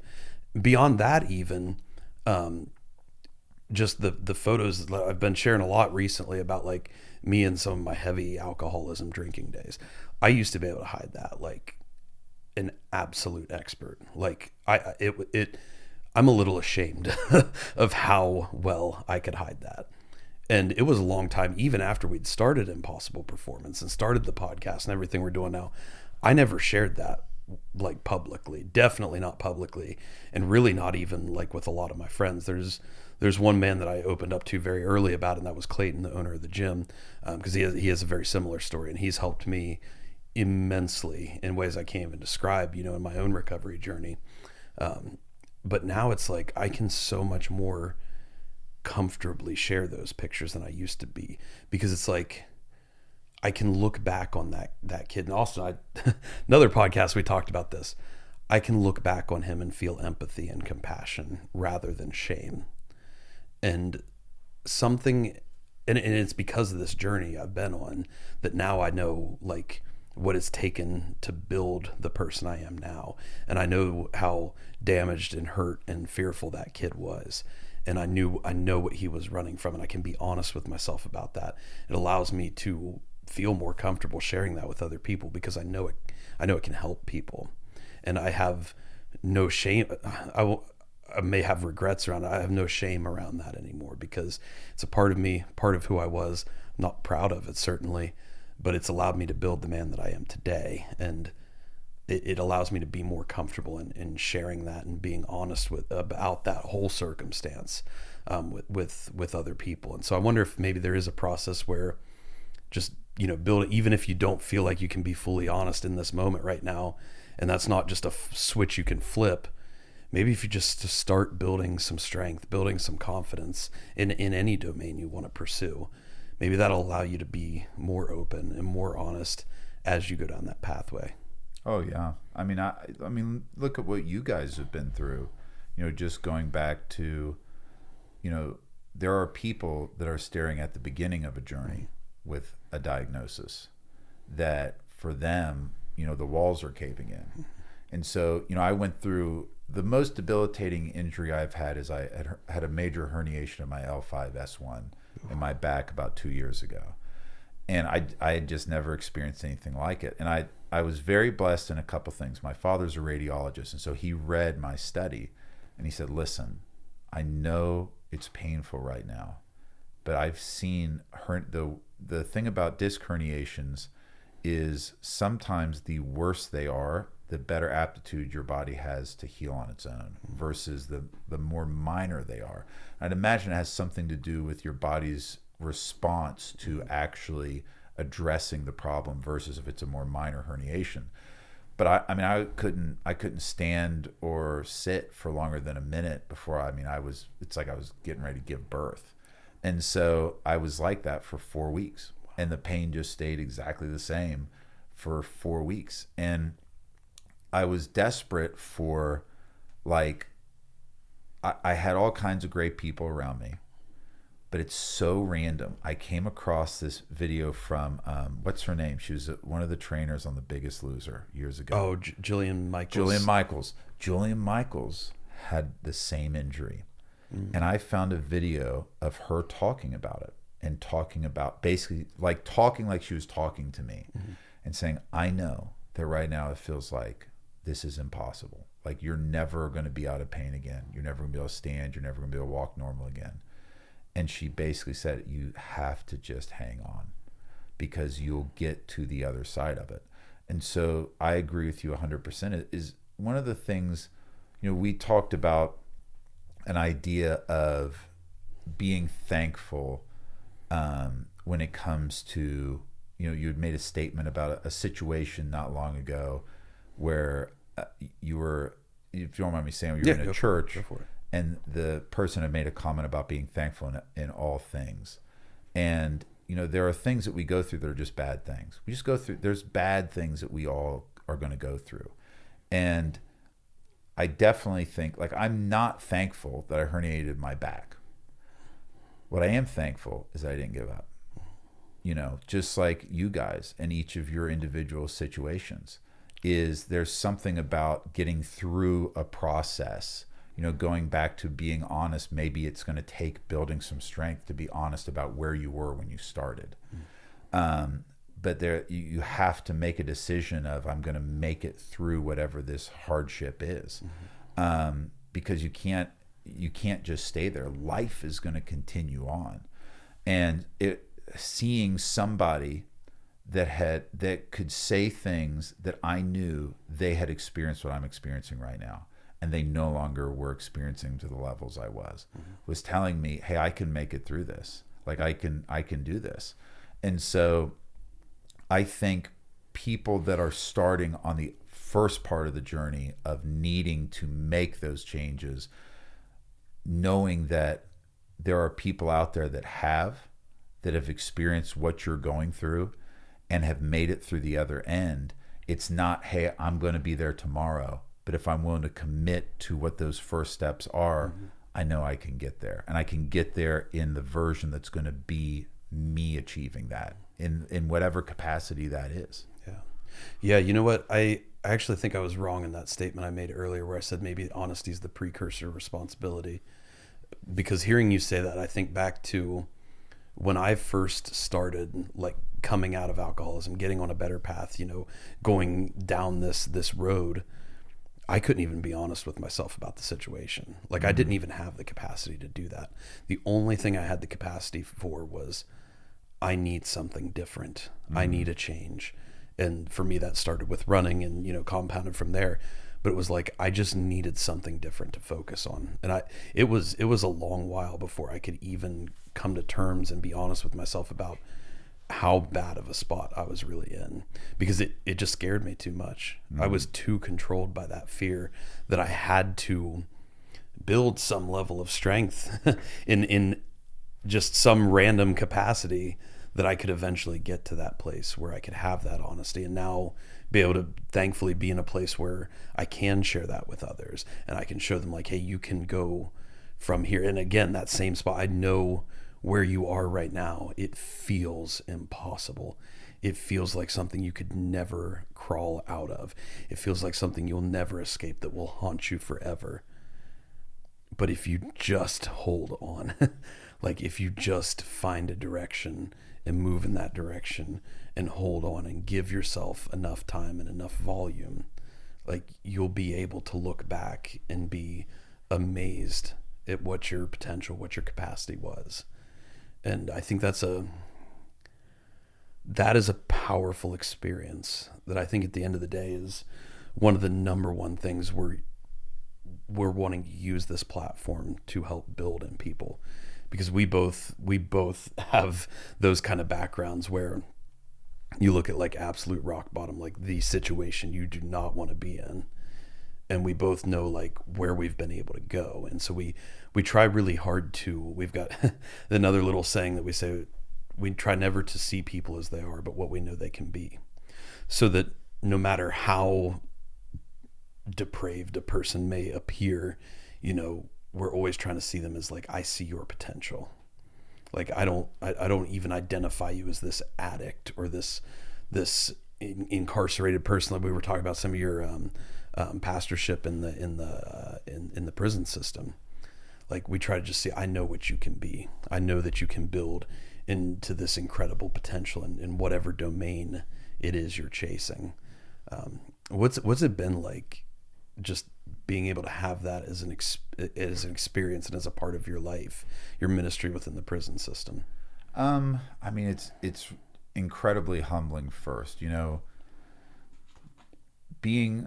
it's funny because I make a point after every service to tell those guys, I want you guys to look me in the eyes. I want you to know it's an honor to be back here with you guys. Yeah. Like, you guys are important.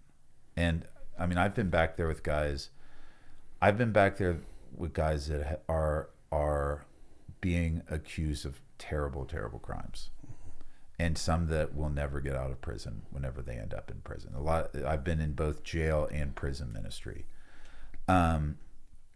But in reality, there's guys in there that maybe they were raised in addiction and they've always been around it. Almost all of them that I speak with, I make a joke and say, who in here is got some light experience with chemical addiction? We all laugh, and then it's usually everybody. Yeah.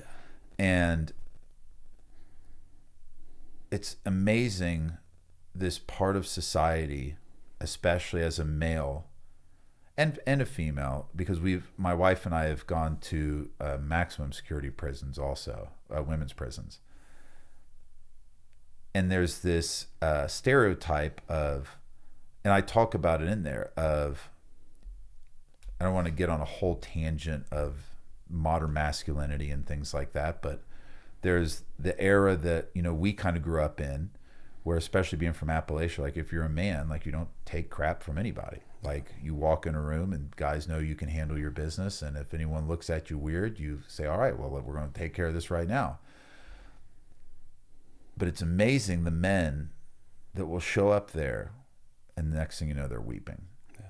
Because they realize, like, you know, especially when it comes to the light of the gospel and the reality that even though all the things that I've done, it doesn't mean that if I suddenly make a decision to identify as a Christian, that all of the poor decisions I've made are absolved before the courts. But it means that I can have a clean slate to now have God help me navigate where I'm at with my own decisions. And, you know, you and I talked about this, and it's something that I like to be really playing with. The majority of guys don't change that I speak with. It's just a reality. It's a numbers game. And it's interesting, you know, when I look back at Scripture, God knew this was going to be an area of difficulty whenever it comes to the work of ministry, because it's easy to think, man, am I making a difference?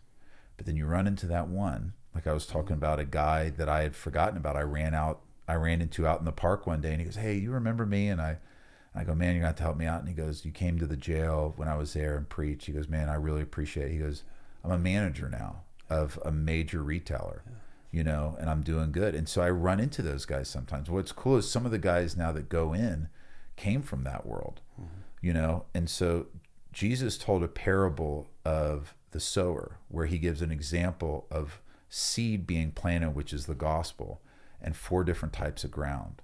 And in those examples, the first 3 pieces of ground that the seed's thrown into, the seed doesn't sprout up. It doesn't. It ends up in shallow ground. It ends up amongst thorns. It doesn't end up actually producing fruit. But the 4th one gets roots that are deep and then turns into a tree that bears fruit. And you almost see an analogy of the reality of 1 in 4 are really going to get it. That you're not going to see the majority change, but is it worth it? Because another thing, and I think it was you, Austin, we were talking earlier about the belief that the dynamic of a lineage of a family can change in 1 generation. Dude, I believe it 100% because I feel like I'm living it. You know, I mean, I come from a background of, you know, especially on one side of my family, you know, a lot of addiction, a lot of, you know, poverty, a lot of craziness. And I look at my mom, you know, and I have a younger brother, you know, both of us, you know, when we were young, we started drinking when we were really young. Then we started getting high when we were really young. And then as we were out playing in the bars, like we're playing with guys that are a lot older than us. Well, you know, I'm smoking weed. They're doing coke and making meth. And so that route was, I was heading that direction. And then I end up running headlong into Jesus. And I get stone cold sober off of everything. Well, my brother relapsed. And, you know, my brother ended up going down a much harder path of addiction. And he's very vocal about his past, talking about things that we've gone through. And, you know, now, I mean, we went on a mission trip to South Africa earlier this year. You know, there was a day where I didn't know if I was going to see my brother alive again because of the level of addiction that he had gone down, you know? And so as a result, like, I come from a broken home. My parents got divorced when I was 13. And this summer will be 18 years my wife and I married, you know? And so, and again, like the things that I'm talking about, like if you're currently divorced or if you've done this or done that wrong, like the change starts with a decision to start to change, you know? But I believe 100%, my family was changed with my generation, and it will never be the same after, because of the way that my wife and I are choosing to handle our household and the way we're choosing to raise our children. Because first and foremost, God, Jesus, is the center of our household, not from an aspect of we are closing out the world totally, but that we are viewing all of life's responsibilities from the reality of one day we will give an account to God. that no matter what I do, both before man and by myself, I am ever before him. And there's a saying that, some come to God because they experience the goodness of God. The Bible says, taste and see that the Lord is good. That's what I experienced. I dealt with severe anxiety and depression. And I came into this little church service and had no interest in being there. A couple of my band members had started going, and I just went there to shut them up. I was going to be like, all right, I'm going to go, I'm going to leave, and everything's going to stay the same. But I encountered God there in a way that I can't experience, but when I walked in the door, I experienced a peace that I could not explain. I knew nothing about the Bible, and I said, if this is who God is, I want him. He's worth it. I don't know. And like going back talking about plans and having it all together, I didn't even know what all that meant. But from that point, that started my road and my relationship with God. And so from there, now my kids are being brought up in a household that they've never seen mom and dad drunk. Mm-hmm. They've never seen us shout and scream at each other. They've never seen, some of the things that, and here's the thing too, my wife and I, it's not like we came from abusive households or things like that. I don't want to paint that picture. There's people that have gone through way more difficulty than us. But going back to that statement you said earlier, that fired me up because I'm with you. I believe it 100%. I believe that my kids don't have to experience the addiction that ran rampant in my family. I believe they don't have to experience the same poverty mindset that came through part of my family. I believe that they can have a different worldview and a different perspective as a result of a shift that happened in mine and my wife's life. My wife, she was raised in a household where, they didn't go to church. She was 13 years old and became a Christian listening to Radio U. Wow. And so then she would have her parents take her to church and drop her off.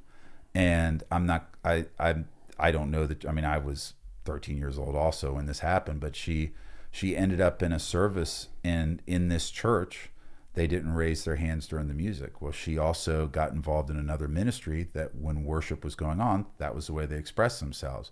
So one day on a Sunday at the church she was being dropped off at, she decided to raise her hands during worship, and the usher walked over and said, "Hey, do you need something?" And she goes, "Oh no, I'm just worshiping." Yeah. At the end of service, the pastor and one of his leaders pulled her aside by herself as a 13-year-old girl and said, "We do not know why you want to draw so much attention to yourself, but if this is how you're going to worship, you need to go somewhere else."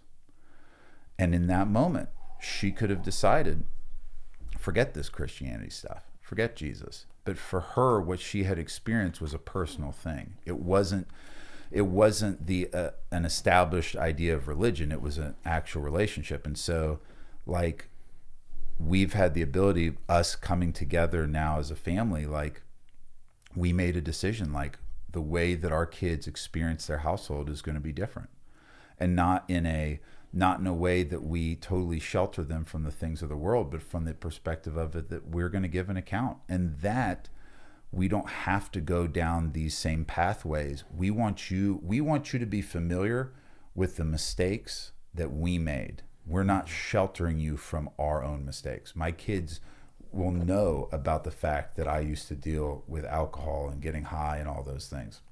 My kids are going to know that the way that I used to speak when I was young is not the way I speak now. The way that I handled relationships before then is not the way I do now. In that way, I can change my family dynamic at this generation.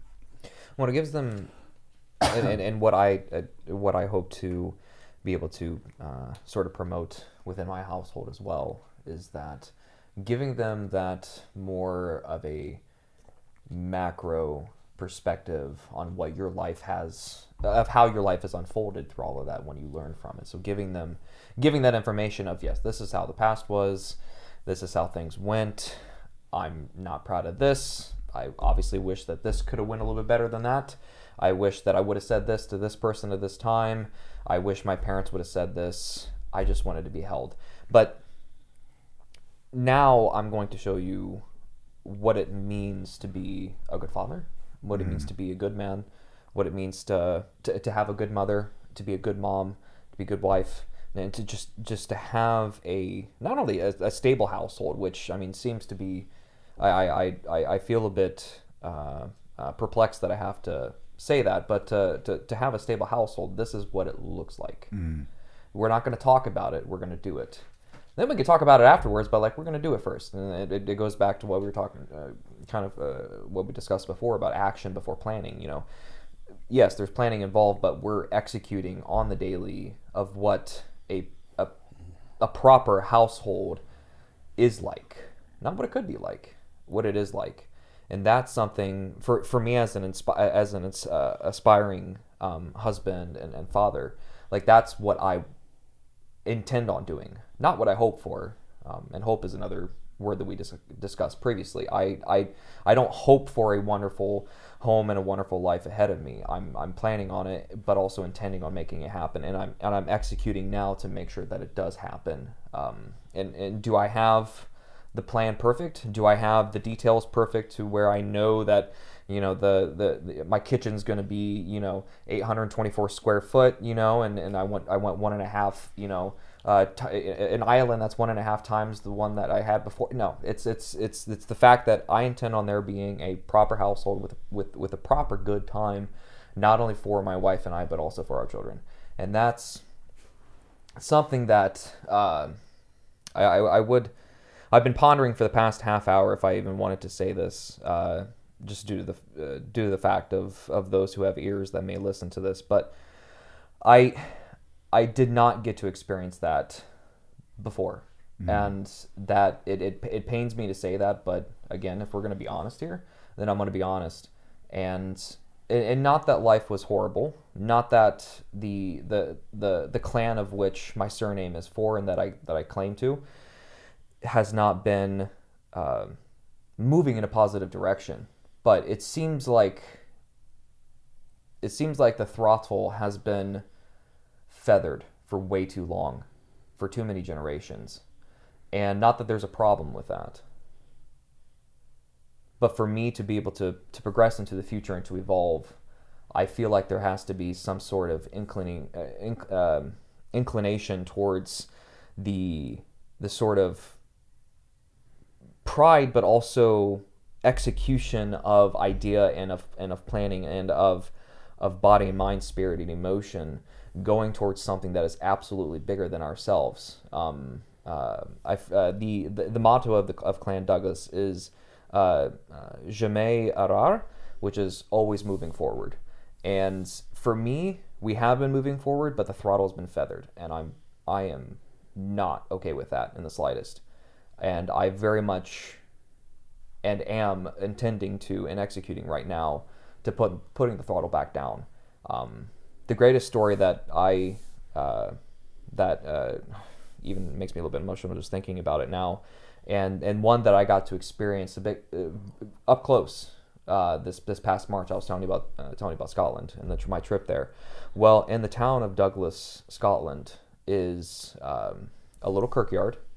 The Douglas Kirkyard, little itty bitty church. I mean, half the size of this house. Church with a little cemetery around it. Well, it's no longer actual service church. It is. It has I forget what you would call it technically, but it has tombs in it of those who either made an impact in Douglas, Scotland, or of the Douglas clan, like 6 or 7 tombs. One of the tombs is of Sir James the Good Douglas, who was the right-hand man of Robert the Bruce. And he was their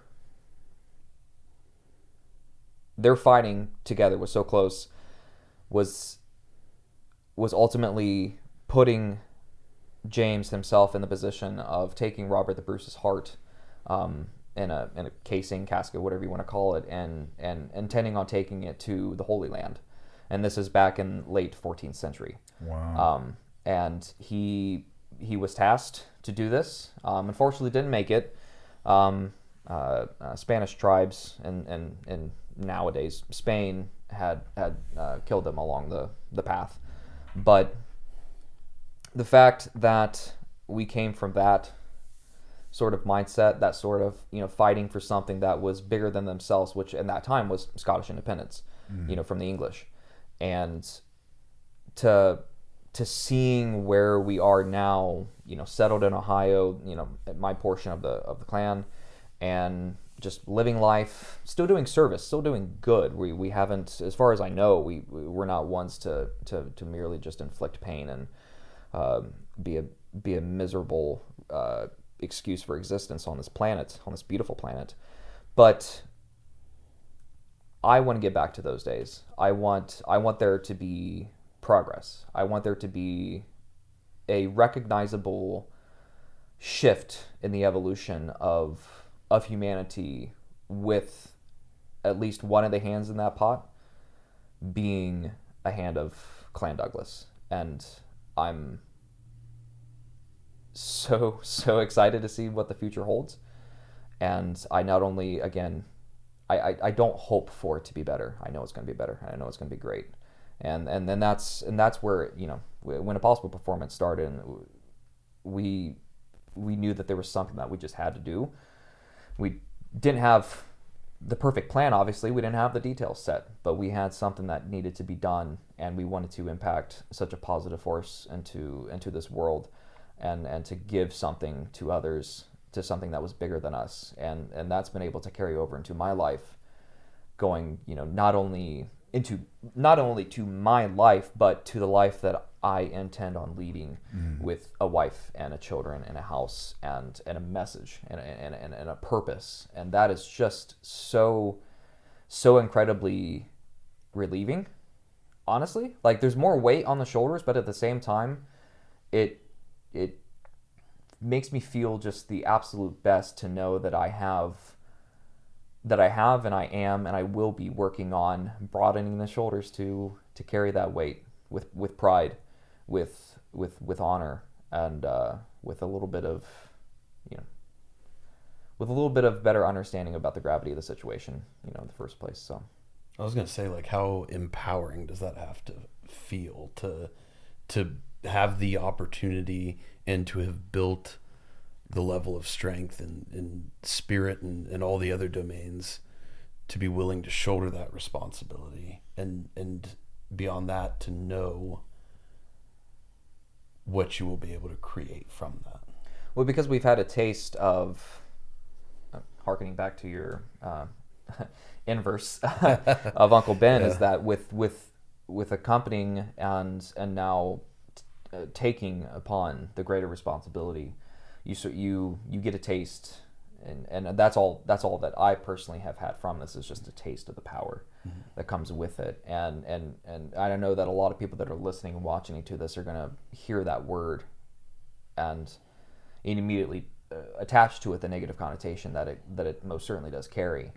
And I can only ask of you to see that as the incorrect way of accepting that word in this scenario. The power that comes from shouldering that kind of responsibility is something that can just be so not only impactful but pertinent for you to be able to shoulder, but then the entire purpose of the human race is to reproduce. That's and I forget who said this. It was in a fantastic podcast recording. Somebody that I should be remembering their name. Actually, it might be Dr. Jordan B. Peterson had stated that, like, what he has found, like, because not everyone's going to be Mozart, not everyone's going to be Beethoven, not everyone is going to be Socrates or Plato. Like, not obviously, almost nobody is going to be like that in terms of that is what you have left behind. What the three of us sitting at this table can leave behind is the impact of our lives and our decisions for the good, for the best that could be, and what we intend on making, to pass that down to our children, and for them to carry that on into then evolve it even more, and then their children evolve it even more into this, like you were saying before, like the momentum that you get from that snowball turning into an avalanche. Like that, the whole point of us getting to that, like we have to start that. And so with shouldering that amount of responsibility, the power that comes from that can be so overwhelmingly positive that you have to sit back for a moment and go, I am doing the right thing. My execution that I started in the beginning, I'm so glad that I'm so thankful that I started. Like, I'm so grateful for what Impossible Performance has done for me from the beginning, especially when it came to the cancer journey, was because I found myself in such a deep, deep hole that the Austin of 3.5, 4 years ago, I almost mockingly laugh at the individual that I was back then in terms of what foresight and what outlook I had for the future was, because the words that I'm uttering to you now would not have even come close to kicking around to a tune in my head at that point, but it does now, and it's ringing very, very loudly, and that is just so incredible to feel from shouldering that responsibility to now feeling that power and go, I not only want to continue, I will continue. That's cool, brother. Appreciate you sharing that. Yeah, it's awesome. Yeah. And it's, it's funny because you talk about the gravitas of, impacting all of humanity, but in reality, like, the shouldering of that responsibility for each of us is looking at how you want to raise your kids before your kids are here. Us being present when we're in front of our kids while we have them. Things that seem minute in scale, in reality, is how you change culture. Cultures change first in the home. Mm-hmm. And that's one of the most powerful things. And then, like you said, it's a worthy cause. It's a worthy cause to be willing to grow and change, to foster change within your own home. Because then from that home, and let's be real, a household that's involved in a community doesn't just affect its own household. It affects other people within the sphere of influence. But at first, it starts in your home. Mm-hmm. So, yeah, I love it. Yeah. Like Dr. Peterson always says, clean your room first, then change the world. Yeah. You would love my background on my iPad. I use it for work literally all day. Is a Jordan Peterson quote. Oh, what is it? It's got a beautiful image behind it. It's something along the lines of, "Don't wait for the dragon to come to your village. Go find him in his den." Something awesome. Along those lines. I totally butchered it, but it is like, there's something powerful about, like, man, you gotta first look at the weight of responsibility that you have within your own life, and being willing to aggressively pursue like what needs to be done within your own house. And there's a beautiful scripture in Psalms that talk about a child is like the arrow in the quiver of a marksman. Oh, I like that. And that is their part of their intended purpose. And so, from a biblical worldview, like, my enemy doesn't represent any man. It represents a worldview that's contrary to the morals of God, but also that there is a spiritual realm and a reality that goes with that, of both forces that are working for the good of God and forces that are working towards evil, the devil, demons, whatever it might be. And so what's interesting is that from the biblical worldview of a biblical based foundational home, your children raised appropriately should be seen as weapons in the eyes of your enemy because of the way that you're raising them. So I love that. I thought you guys would like that. I like that, and it's so true, because I think back to just all of my experience with Lily. I think about it so often. I talk about seeing people not as they are, but what they can be. It's like, I just see her and I see like infinite potential. Oh yeah. And in a way that I've never been able to see it in anybody else. And it's so cool, because it's one of the greatest joys of my life to be able to look at that and just see like already what kind of leanings and passions she has already. Like, she's a 1.5 years old, but she loves music. Cool. And it makes sense. Like, her mom's side of the family has a very rich history in that. So it makes sense that she would have that. But even at 9 months old, we sat her in front of a piano, and she's like pressing chords and playing notes, and not a lot of like musical structure to it, but like she just is inherently naturally doing, and she's not just like pounding on the keyboard, slamming it. She's like very intentional in what she's doing. The way I look at that is like, I never want to like push her in like, oh, you have to be a musician. That's so good. But I always want to, the way I view my job is to build the belief, help build the belief in her that if she wants to be bigger than Taylor Swift, she can go do that. And I want to build that belief in her of her own potential, and help her have the permission for herself to follow her own passions in life. And that's like the biggest responsibility I feel really as a parent. Excited for as she gets older, some of the things you experience. And even, you also, whenever you have a family, because like I've got a 12-year-old, it's getting ready to be a 9-year-old and a 6-year-old. And it's amazing how different they are. And one of the things my wife and I really agreed on is like, we want to help them bring up their weaknesses so they don't keep them from where their strengths can take them, but we want to go all in on their strengths. And like, even just the 2 older ones, how different they are, and how we already see strengths of, like our older son, he has a very inquisitive mind, and he's a very kind young man also.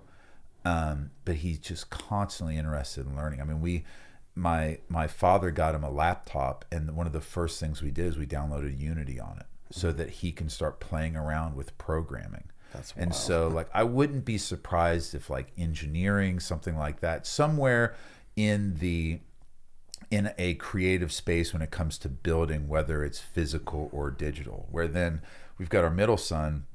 I mean, he is just a little social butterfly. I mean, he is the most expressive 8-year-old I've ever seen. He has a mullet. It's the perfect haircut for him and his personality. And so the goal is like, I'm not putting pressure in the same areas on my older son as I might be in my younger son, just in that I see a strength that we want to say, hey, what can we do to grow this? Like you were saying, like, I'm a musician. Like I grew up around music my whole life. I want to do everything I can to create the opportunity, and all of them have a little interest in music. So, but I also don't want to force them into it. Like my older son, he doesn't really show a ton of interest in a lot of standard ball and bat sports athletics, but he wants to come train with me. So I've been bringing him, trying to at least twice a week to come into the gym and train with me. And it's cool too, because it makes you super aware of, we need to talk about the social ethics of a gym. Like I was explaining to him, hey, this person's lifting. You need to make sure you give him plenty of space. And when you go around him to get your weight, you need to say, excuse me, when you go around this person. Like talking about these little things that really are big responsibilities, are things that looking back, it's like the job that you got, that once you've been there a year, you were like, man, I wish they would have trained me on this, this, and this. But now we're talking about something way more important. We're talking about fathering, raising children, and thinking about the things that I wish I was shown that I didn't have to bump up against on my own and mess it up over and over again, and instead walk with it through with my sons. And so like, we're not trying, the last thing I want to do is project what I want them to do when it comes to their passions and their interests, when it comes to whether it's careers or things like that. But we want to do everything we can to foster their strengths, because then really the weaknesses are just things that we need to make sure aren't what could hold them back from going all in on whatever those strengths are. Guys, it's a ton of work. It's one of the hardest things you'll ever do, but it is also a lot of fun. And man, I got 3 boys. We literally wrestle nonstop at my house. It is nonstop aggression. They love heavy metal, all of them. Which I knew you'd appreciate that. Yes, I knew you. My youngest son, when it's like we're listening to like hard rock, and he wants like the Fit for a King like level stuff, he'll go, Dad, play the heaviest metal. And it's like, all right, message received. Done. You would like a breakdown is what you're telling me. Yeah. That's awesome. And I can already resonate with that just a year and a half in. Like, it is the most work you will ever put into anything, but also the very most like joy and gratification and just peace and like comfort to your spirit. Those like moments you get when you just see their soul shine through. Man, it's going to mess you up, Austin. Dude. Bro, listen to me. Listen to me. Excited, I mean, guys, I'm in a gym all day long. I have a beard. I lift weights. I like stuff like that.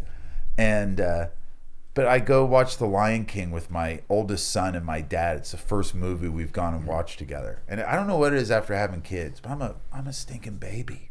Oh yeah. So we go watch The Lion King. Do you like bawl your eyes out? Dude, I'm crying before they lift Simba up. And I'm thinking, what's wrong with me? And then I go back to the gym and I tell everybody how I cried 5 times during The Lion King. Yeah. Like, what the heck's wrong with me? And then we deadlift. Yeah. Dude, I get that 100%. It just gives this perspective shift, and it makes moments so much more emotionally raw and powerful. And I don't know, man, I see that as like such a beautiful part of it.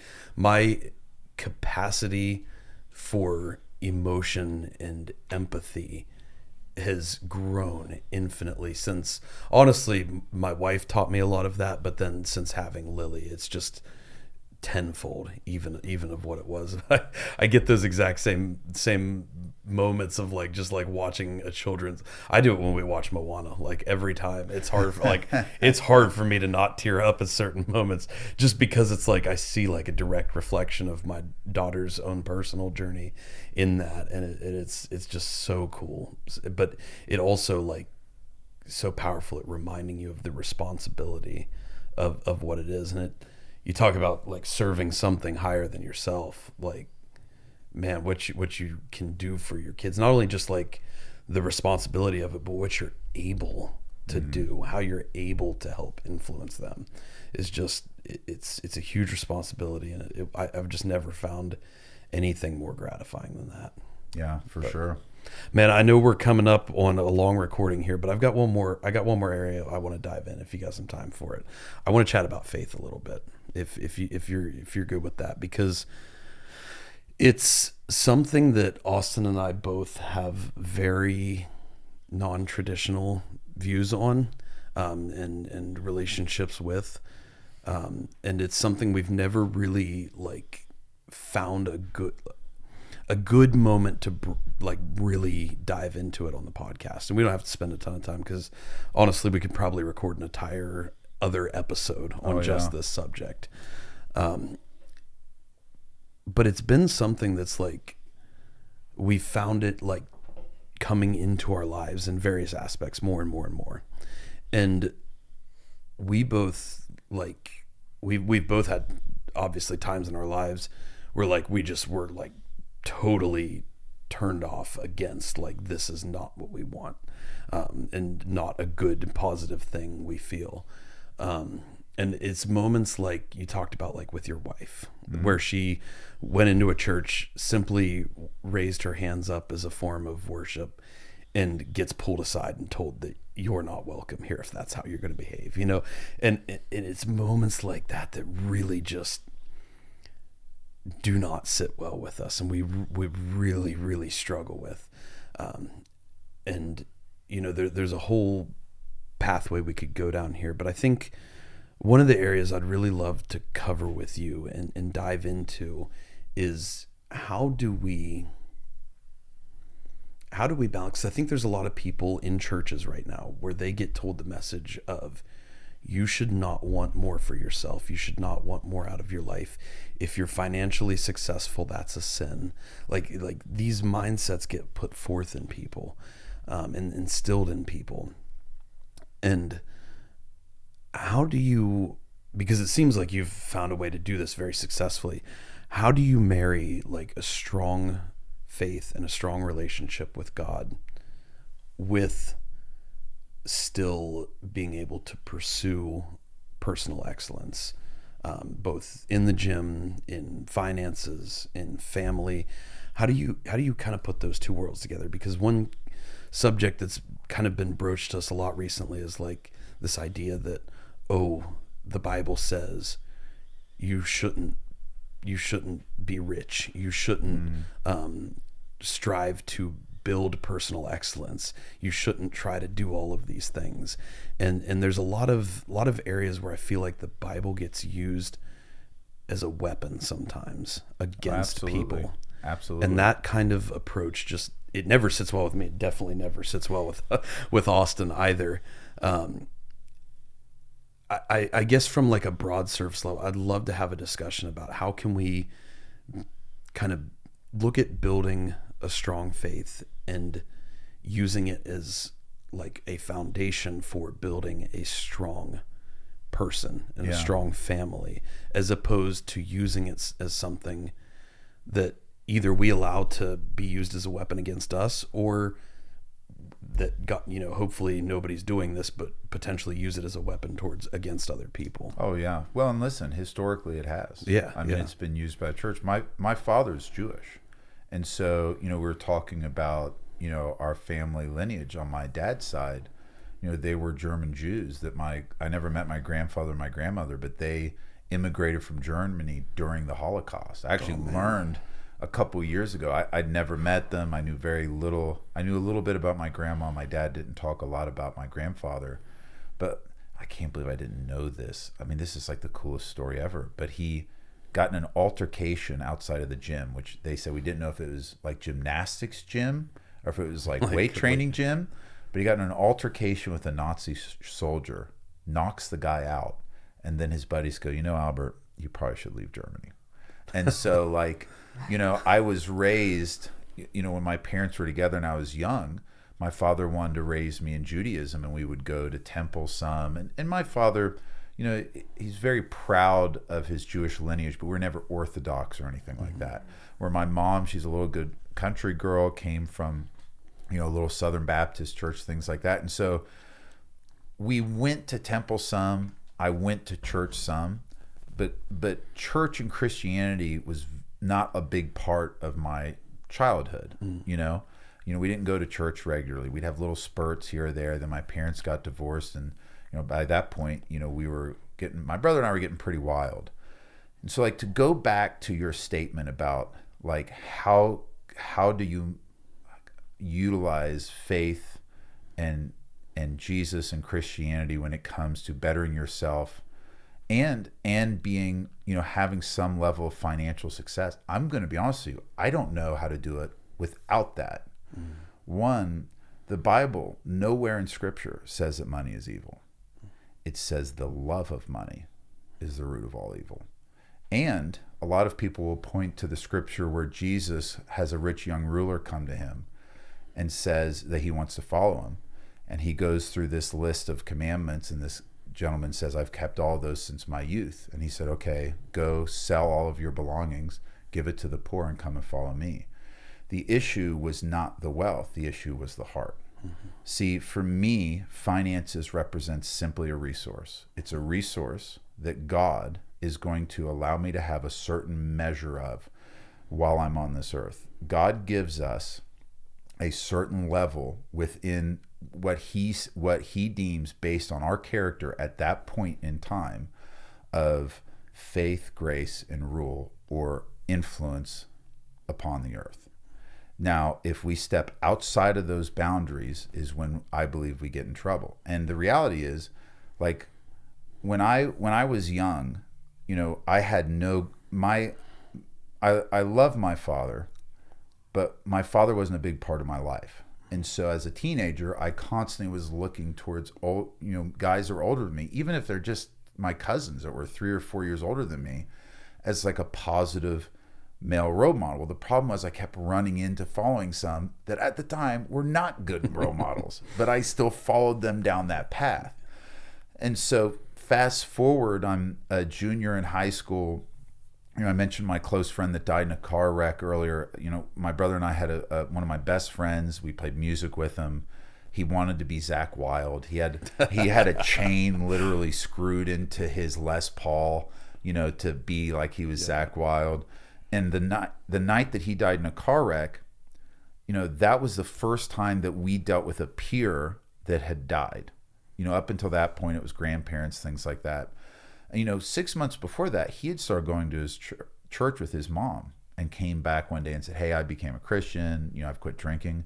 And my brother and I just laughed and was like, okay, yeah, all right, man. Like, just mocked him to no end. Then fast forward, he gets in this car wreck. We get a phone call. We had just played a Battle of the Bands that day. My brother and I were talking about how stoked we were. We had played all these gigs, and he'd never gotten to play a gig before, and it was in front of people. We were stoked he got to do it. He gets in a car wreck. He's life-flighted to Huntington. We go out there. His family's there. Everyone's excited that we're there. He's going to be so happy. His mom got to talk to him and pray with him before he goes back in the operating room. And they come out. I'll never forget. They pull the family aside, and I remember all of them screaming, and he had died on the operating table. And in that moment, I was faced with the reality that unless you're a young person that has a peer or someone close to you that dies that you don't expect, a mother, a father, a peer, whatever it is. Because when it's a grandparent, when it's someone that's older and they've them passing isn't as much of a surprise. But when it's somebody that you are faced with the fact of mortality, that all of us one day are going to face death. And it caused me to start questioning, well, where is he? Is he in heaven? Is he in hell? Is he just gone? Is he in purgatory? Is he being reincarnated? It caused me to think about what happened to him. Now, in the moment, the weightiness of what his mom told me didn't carry as much weight as I had thought. But later it did. That he was conscious when he got there. And his mom stopped him and was able to pray with him, which, seemed like that's cool, but not a huge weighty deal. The doctor said he should have been dead before he got there. Because what happened was he had probably left his guitar in between his legs. They went off an unmarked road. They hit a tree, and he punctured one of the major arteries in his heart, and he had bled out internally. They said when he got on the operating table, he shouldn't have even been conscious. They said he should have been dead way earlier than that. Yeah, because when you puncture some of those arteries that feed the heart, people sometimes will die before they hit the ground. Yeah. In seconds. And so, I didn't realize that in that moment, I had witnessed a miracle of him even being conscious in order to be able to speak to his mom. Wow. So fast forward, I'm in this band. The guys that I'm playing with, all of us are dealing with substance addiction at some level. Our singer ends up running into a tattoo shop where this guy had become a Christian and offered to give our singer a free tattoo if we go to church with him. And this is like the most non-typical experience when it comes to Christianity, but this is what happened to me. So our singer goes up to church, gets radically saved, gets off of drugs, is stone cold sober, and then comes home and is preaching to us about Jesus. And we think that he went on a bad trip and just never came home. And so he convinces our guitar player to go to this Christian event. He gets saved, which the guitar player is my cousin. So now they're both coming back, and all they want to talk about is Jesus. And so I thought they had lost their mind. Now, this whole time, I'm dealing with severe social anxiety. I'm dealing with depression. I'm trying to deal with all of those things for the substances that I'm starting to do.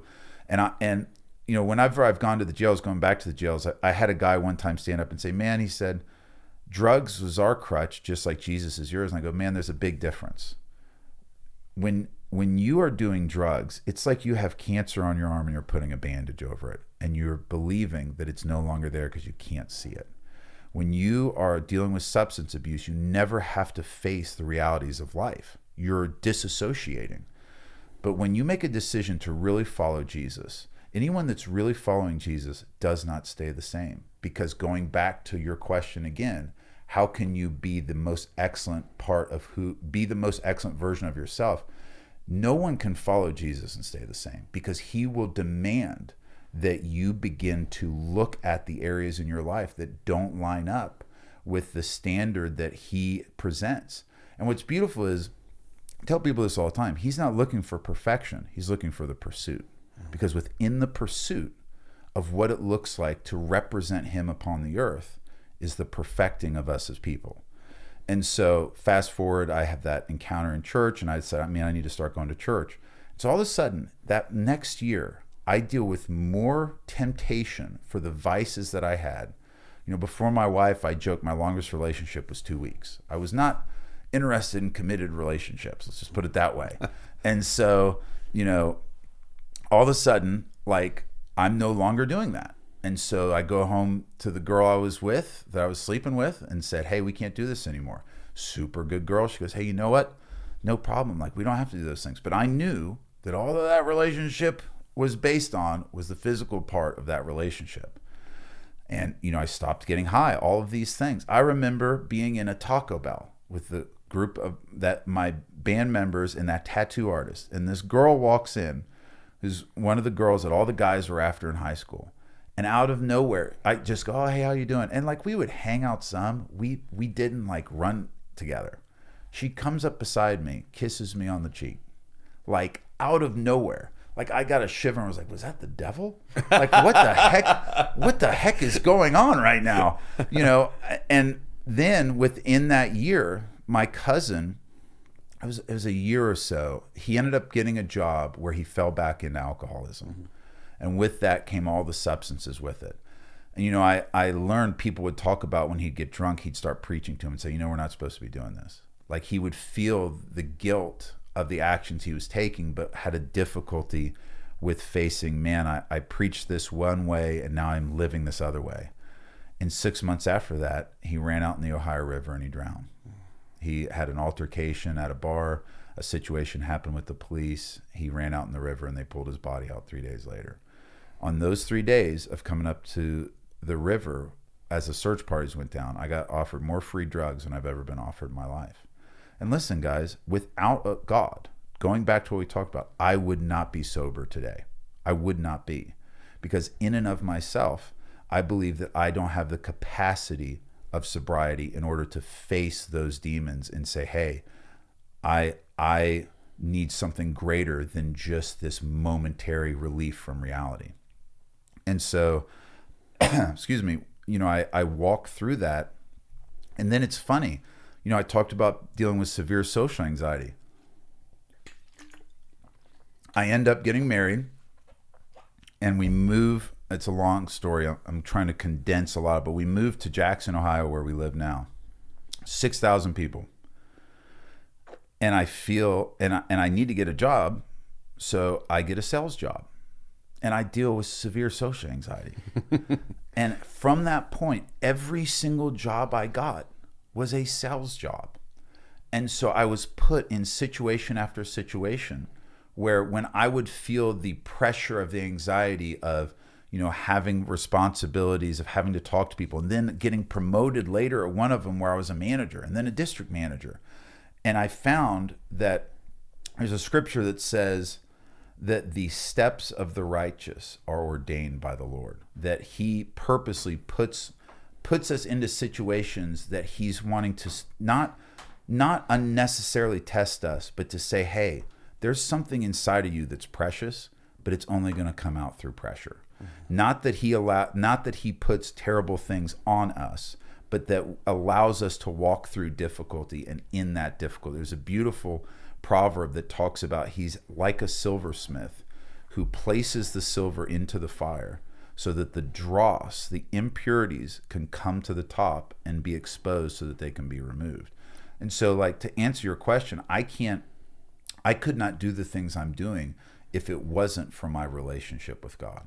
Somebody that believes that a relationship with Jesus means that you take a vow of poverty, and that is for everyone. I do believe there are people out there that may have a conviction that says, like, there's things that I choose not to do that for me are wrong, that for everyone else isn't wrong, if that makes sense. Like, I have certain convictions that may be different from another Christian. It doesn't mean that if that other Christian does it. Now, I do believe if it's a biblical thing, like me going out on my wife is wrong, just like it's wrong for anyone else.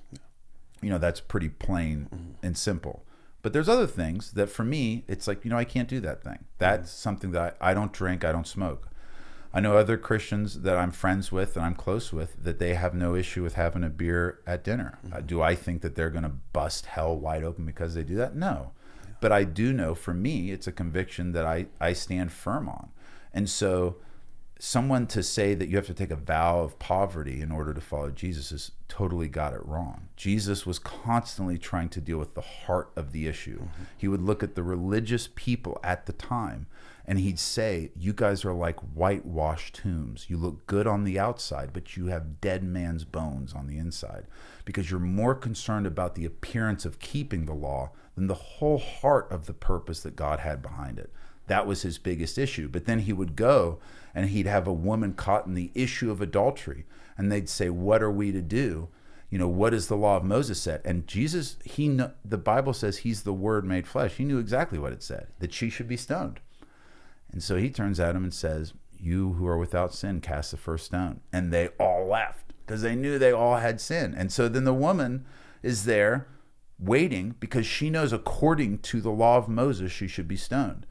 And Jesus looks at her and says, woman, where are your accusers? And she says, they're all gone, Lord. And he goes, and no, nor do I accuse you. Go and sin no more. And so, like, the nature of the gospel is to meet man where they are. And the key in having God encounter you is, one, like I had said earlier, I feel like I experienced the goodness of God, and that I dealt with all of this anxiety, all of this depression. I walked into an environment where I believe the presence of God was present in a way that affected my physical body to where all those things were silenced. And from that point, when I make him a priority in my life, it doesn't mean that I don't deal with hardship. It doesn't mean that I don't deal with anxieties and things like that. But now the noise of it's gone. I have a peace that's not based on external circumstances. It's based on internal circumstances. And then when it comes to wealth, I see it as an opportunity to properly steward that which God puts before me. And my goal is to say, Lord, show me what is the extent of my measure when I'm on this earth. I don't want any more because I couldn't handle it. My character couldn't handle it. So bring me to that point so that I can, when I want my grave to be the poorest grave in the graveyard, because I gave everything that I had while I walked upon this earth. And what's beautiful is the reality of it is now my focus is I'm not just investing for what's here, but I'm investing for what happens after this, where Jesus says, don't lay up on earth treasures where rust and moth will ruin, but invest in the kingdom of heaven, which then becomes the lives of people. And so I couldn't do what I'm doing without that reality. Man, I loved a lot of that. I really did. That was it was very good for me to hear. And like I said, I don't want us to dive into a whole nother like hour plus conversation. Just in the essence of time, we can always record another episode. But I think what you spoke to there was really powerfully, particularly the issue of like getting to the heart of man. And I think that concept speaks volumes, because one thing I see is where like, and what we've struggled for a long time with is just encountering so many people who treat their faith or their relationship with God, or even just like a religious construct, is a transactional relationship. And it like, just like, it just hurts me to see that. And it's a hard thing to see. And it's just not something I can personally get invested in any way, shape or form. Because I think it's actually the least transactional thing that we could ever experience. And I also liked how you brought up that there can be like gray area to faith, in the sense you talk about, like, for you, having a beer at dinner would be not something like you and your faith could do, but you believe that there's, you know, your friend who's a Christian, that may be something perfectly acceptable for them. Because another thing that's like we've really struggled with is a lot of people who view faith as like just a complete black and white, like this is always right, this is always wrong, Sure, no exceptions, and I also just don't think that I don't think that the life of Jesus was a black and white thing in the sense of like the woman who was prepared to be stoned. Like, it wasn't like he didn't approach this as, well, it sucks, but like that's what the law says, so that's kind of what we got to do here. Like that was not what he stood for at all. That's not what I personally see. And so I think that, it's worth having this. It's worth having these discussions. Oh yeah. It's worth diving into the really complex topics that come. Like, there's not much out there that's more complex than like the nature of spirituality and faith in general, because it's the least tangible thing. That's the least tangible part of us. The reason we define the spirit and spiritual strength as a domain of performance is because we believe that it's something that's there within all of us, yet it's the least easy to understand, it's the least easy to control, and it takes the most work to build and develop, I believe. But I also believe it carries some of the most immense power of all four domains. I believe that it's like the number one thing that, like, my spiritual strength is the number one thing that's allowed me to come back and perform some of the athletic pursuits I've been able to do, as well as some of the just like personal path to redemption pursuits that I've been along.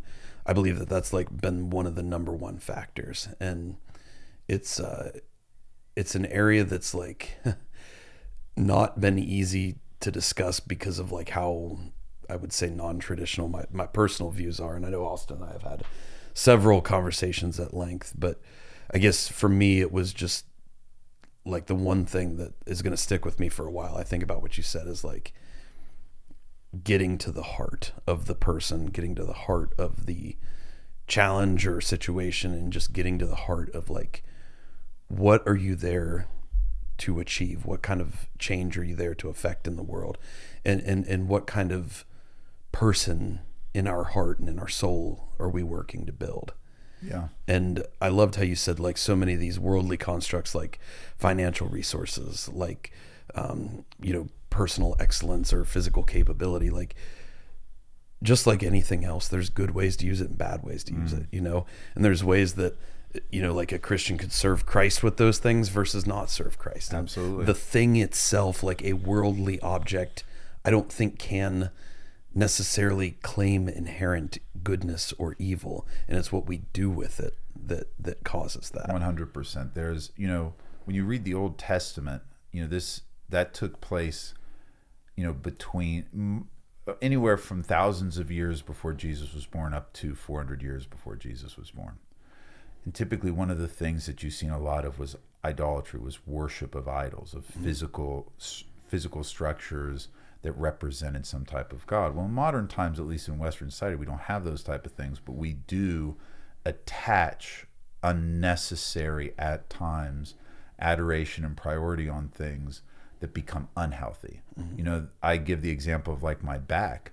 My situation with my back is I didn't realize what was happening, but I'd gotten into jiu-jitsu, I'd been weight training for years and years and years, and none of the things in and of themselves is what hurt my back. I ignored the fact that I was starting to deal with back pain and just thought, well, I'll just train through it, mentally tough. And so then I got into running also. So next thing you know, I'm starting to do a lot of jiu-jitsu competitions, and I had the Arnold coming up. And so I got to the point where I was doing between 6 and 8 hard rolling sessions a week, weight training 3 days a week, running 2 days a week, and trying to train like a professional athlete, but not recovering like one. And so then when I herniated my disc, it had me down for 4 weeks. I was good. I was good for about 6 months, and then I re-herniated it. And I had a moment in my basement where I just was broken, man. I was like, I can't believe I did this again. I can't believe I did this to myself. And I just went down in my basement, and I I just started to pray. And literally 2 minutes in, I had just a powerful encounter with God where it's like he took my hand in my mind's eye and he walked me through the past 8 years of my life. And he showed me, how many powerlifting meets did I bring my sons to? None of them. How many jiu-jitsu tournaments did I bring my sons to? None of them. It's not that those things were evil, but I was doing them for my own self-affirmation, that I was doing them just for myself. And then he pointed all the way back to me as a young child who dealt with severe, not just depression, but rejection, that I felt rejected. I was never good at anything, that I never had accelerated anything. And all of a sudden I found these things. It's not that I was like good enough to, I mean, listen, as a power lifter, my numbers were nothing. In jiu-jitsu, you know, I had some great matches where I won, but I also lost a bunch of matches. But I found a community that I was so celebrated in. I was gaining all of my identity from the affirmation of others. And it's like the Lord said, listen, these things did not break your back. Your own pride broke your back because you made this about you when it had an opportunity to be something beautiful that was about you and your family. And so the reality is, you know, you go back to what Jesus said. There's a lot of things that Jesus said that were very black and white. I'd encourage you guys to read Matthew 4 and 5, the Sermon on the Mount, where Jesus goes through a lot of the law of Moses. And he takes these things and he says, he does a lot of you've heard it said. Mm-hmm. And he quotes Moses. And then he says, but I say this. He didn't come to replace the law of Moses, but he came to show humanity the heart of God in the matter. Like, okay, if I go out and sleep with another woman that's not my wife, that's wrong. That's sin. But Jesus is trying to say, where did you start letting that grow in your heart? Mm-hmm. Let's deal with that. Yeah. Let's not deal with the end result. Let's deal with the heart matter. Mm-hmm. The thing that caused, you know, the idea of lying and being honest. The Bible says, Jesus said, let your yes be yes and your no be no. Don't worry about swearing on the value of anything. That your honor as a person should be that when I say I'm going to do something, I'm going to do it. It's the idea of Jesus saying, hey, I'm not saying that these things are not wrong. I'm saying we need to deal with the heart, that you're more concerned about the appearance of looking good instead of actually seeking to do what's right and letting your heart be what's right. And that's like going back to that statement I said also is like the other thing that causes people to come to God is the fearful reality of one day we will all stand before him and we'll give an account. I believe that with everything in my heart. And the reality is with that, suddenly I'm hyper aware of not only when people are watching, but when people aren't watching. It's not about doing the right thing just when someone's watching. I'm now concerned with doing the right thing when no one's watching because it's about honoring God. And if you really want to see your character change, pay attention, do my behaviors change based on who I'm around? Mm-hmm. Because if they do, then am I, now it's one thing, you know, if you're in a group of more mature retirement age adults, you may conduct yourself in a different way than if you're around a bunch of teenagers. Yeah. But you guys understand what I'm saying. Yeah. Like, do your principles change based on who's around or when nobody's around, you know? And so that's a great litmus test of how deep do your convictions really run? Well, now with a relationship with God, it's like, man, my chief concern is pleasing him. There's a powerful idea that rolls people up a lot of times. I'll kind of roll this all up with this idea. Is God's desire is to be number one in our lives, which can seem so backwards, especially once you start to have a family, you have a wife, you have children. But this is what I've found, is when I make my wife the chief source of my emotional support of what I need, she is incapable of giving everything that I need. And all of a sudden, I find myself becoming more frustrated with her lack of behavior when she's not doing this or doing that. Same with my children, same with my friends. But when I make God chief priority in my life, suddenly what happens is when I have interactions with my wife, God, there's a conviction in my heart that regardless of my wife's performance, my goal is to be the best godly husband to my wife, the best godly father to my children. He, as a result of trying to be the best son to God that I can be, and that's a biblical concept that when you've chosen to follow Jesus, I like to call it, you swear your allegiance, like you're swearing in, like the military. This is who I'm aligned with. This is who I'm following. That Now, the scripture says, those that are led of the Spirit, to them I've given the power to become the sons of God. And so with that, whenever I try to make that my chief priority, suddenly I find myself becoming the best husband I can be. Because Jesus said, no greater love has any man than this, than they would lay down their lives for their friends. That's the reality. But it can't just be words. It has to be a decision that this is how I'm going to live my life. And the reality is, you're going to fall short over and over and over again. And that goes back to that statement. He's looking for the pursuit, the heart motive of, you know what? I'm coming back. I'm owning. I screwed this up. Let's get back on the horse and do it again. I'll say this. Hebrew is a visual language. So it's a what's the word for it? It's a language of pictures. So the picture word for sin is the image of an archer missing the mark. And see, in Scripture, there is both sin and then there's also iniquity. When we sin and fall short in seeking to follow God, it's that we were seeking to hit the mark and we missed it. It's when we fall into iniquity that we say, I know I'm doing wrong according to your standard and I don't care. That's when we fall into iniquity, and that's a dangerous place, because now we no longer care about the standards of God and his moral perspective, and as a result we're falling into a dangerous place of this no longer matters. So it's kind of funny how it like kind of ties back to the beginning of what we were talking about with how we can use like comfort and pleasure to distract us from an uncomfortable reality. Oh yeah. Or we can, choose to take the harder path of doing the things that are more challenging, seeking challenge to overcome, building those hardships into our life in order to create a more comfortable, or in order to create basically a comfortable reality. I really like that, man. I appreciate everything you said there and opening up to us in that way. And we'll definitely have some more conversations in the future going forward, because I think you've got a really good perspective on how us and a lot of people that listen to this show can really marry these two ideas, these philosophies, these concepts of like, how can you strive for all of these things in life that many may try to tear you down for in different ways, and still choose to like be able to build your best self from them, and use that to serve a higher purpose at the end of the day, to serve the people that you love, to serve the priorities in your life, and how so much of it comes down to, where is your heart in the matter?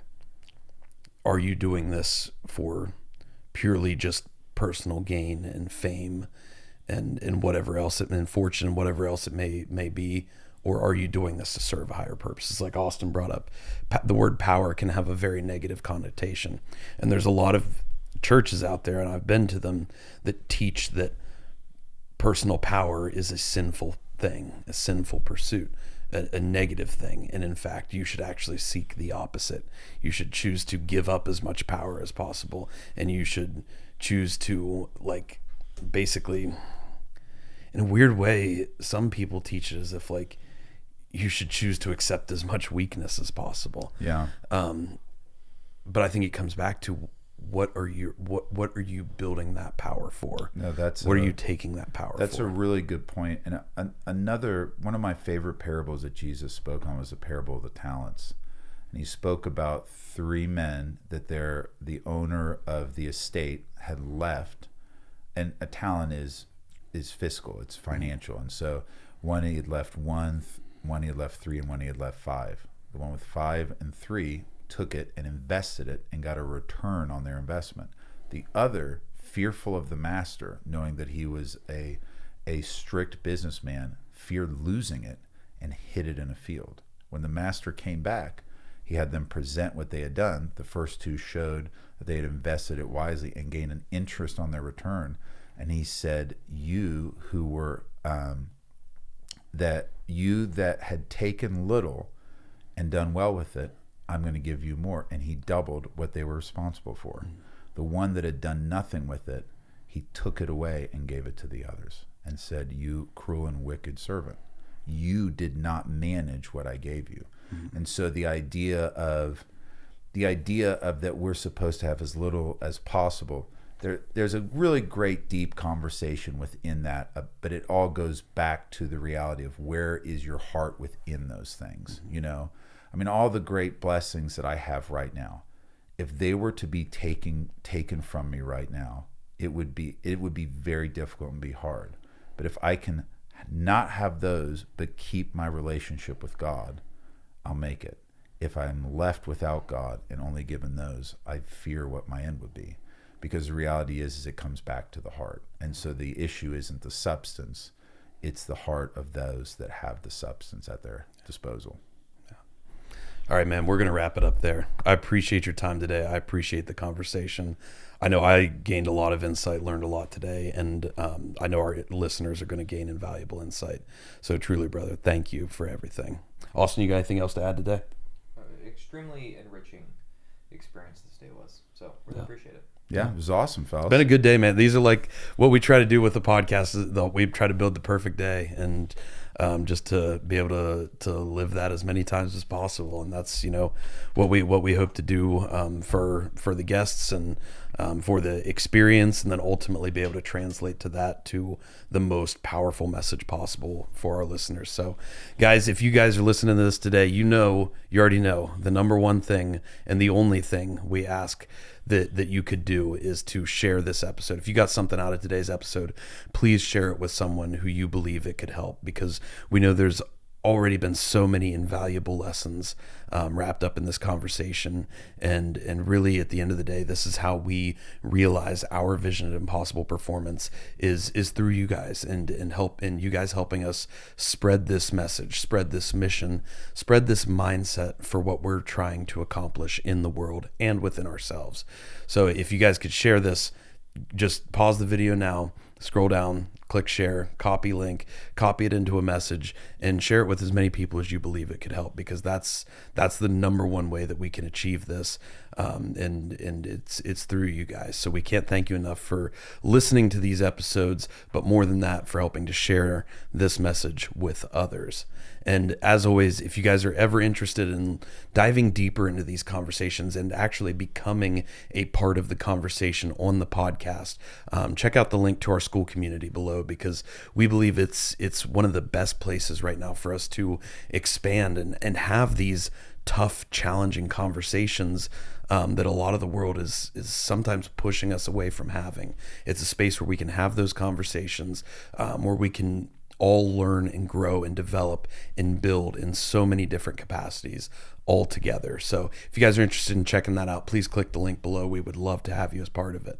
And beyond all of that, we want to really thank you for being here, because this new year we're stepping into, Austin and I are going to be focusing more than we ever have before on creating an actionable space and an actionable series of content that you can use and bring into your life today to affect change and work toward that potential that you know you've always wanted to chase. But for some reason, you found yourself in a space that either you don't feel worthy of pursuing it or you don't feel you can pursue it. We want to help tear down those limitations and help get you on the path towards starting to build that potential today, even and especially if you feel like you maybe don't have the plan fully figured out yet. So thank you guys for listening. Thank you for sharing. Thank you for being a part of everything we do, because at Impossible Performance, we are striving to build a global culture of strength, fostering a spirit of growth in constant pursuit of the impossible. Thank you guys for listening, and as always, be impossible. I truly hope you guys enjoyed that episode today. If you got something out of it, as always, the number one thing we ask is if you could share this episode with as many people whom you believe it would help. That's how we achieve everything we are striving for with Impossible Performance. Click the subscribe button below so you get notifications when all of our episodes drop. And if you want to join in this conversation behind the camera, then click the top link in our description to join our school community today and become a part of the conversation off the podcast. Thank you guys for listening. Hope you enjoyed this episode. And as always, be impossible.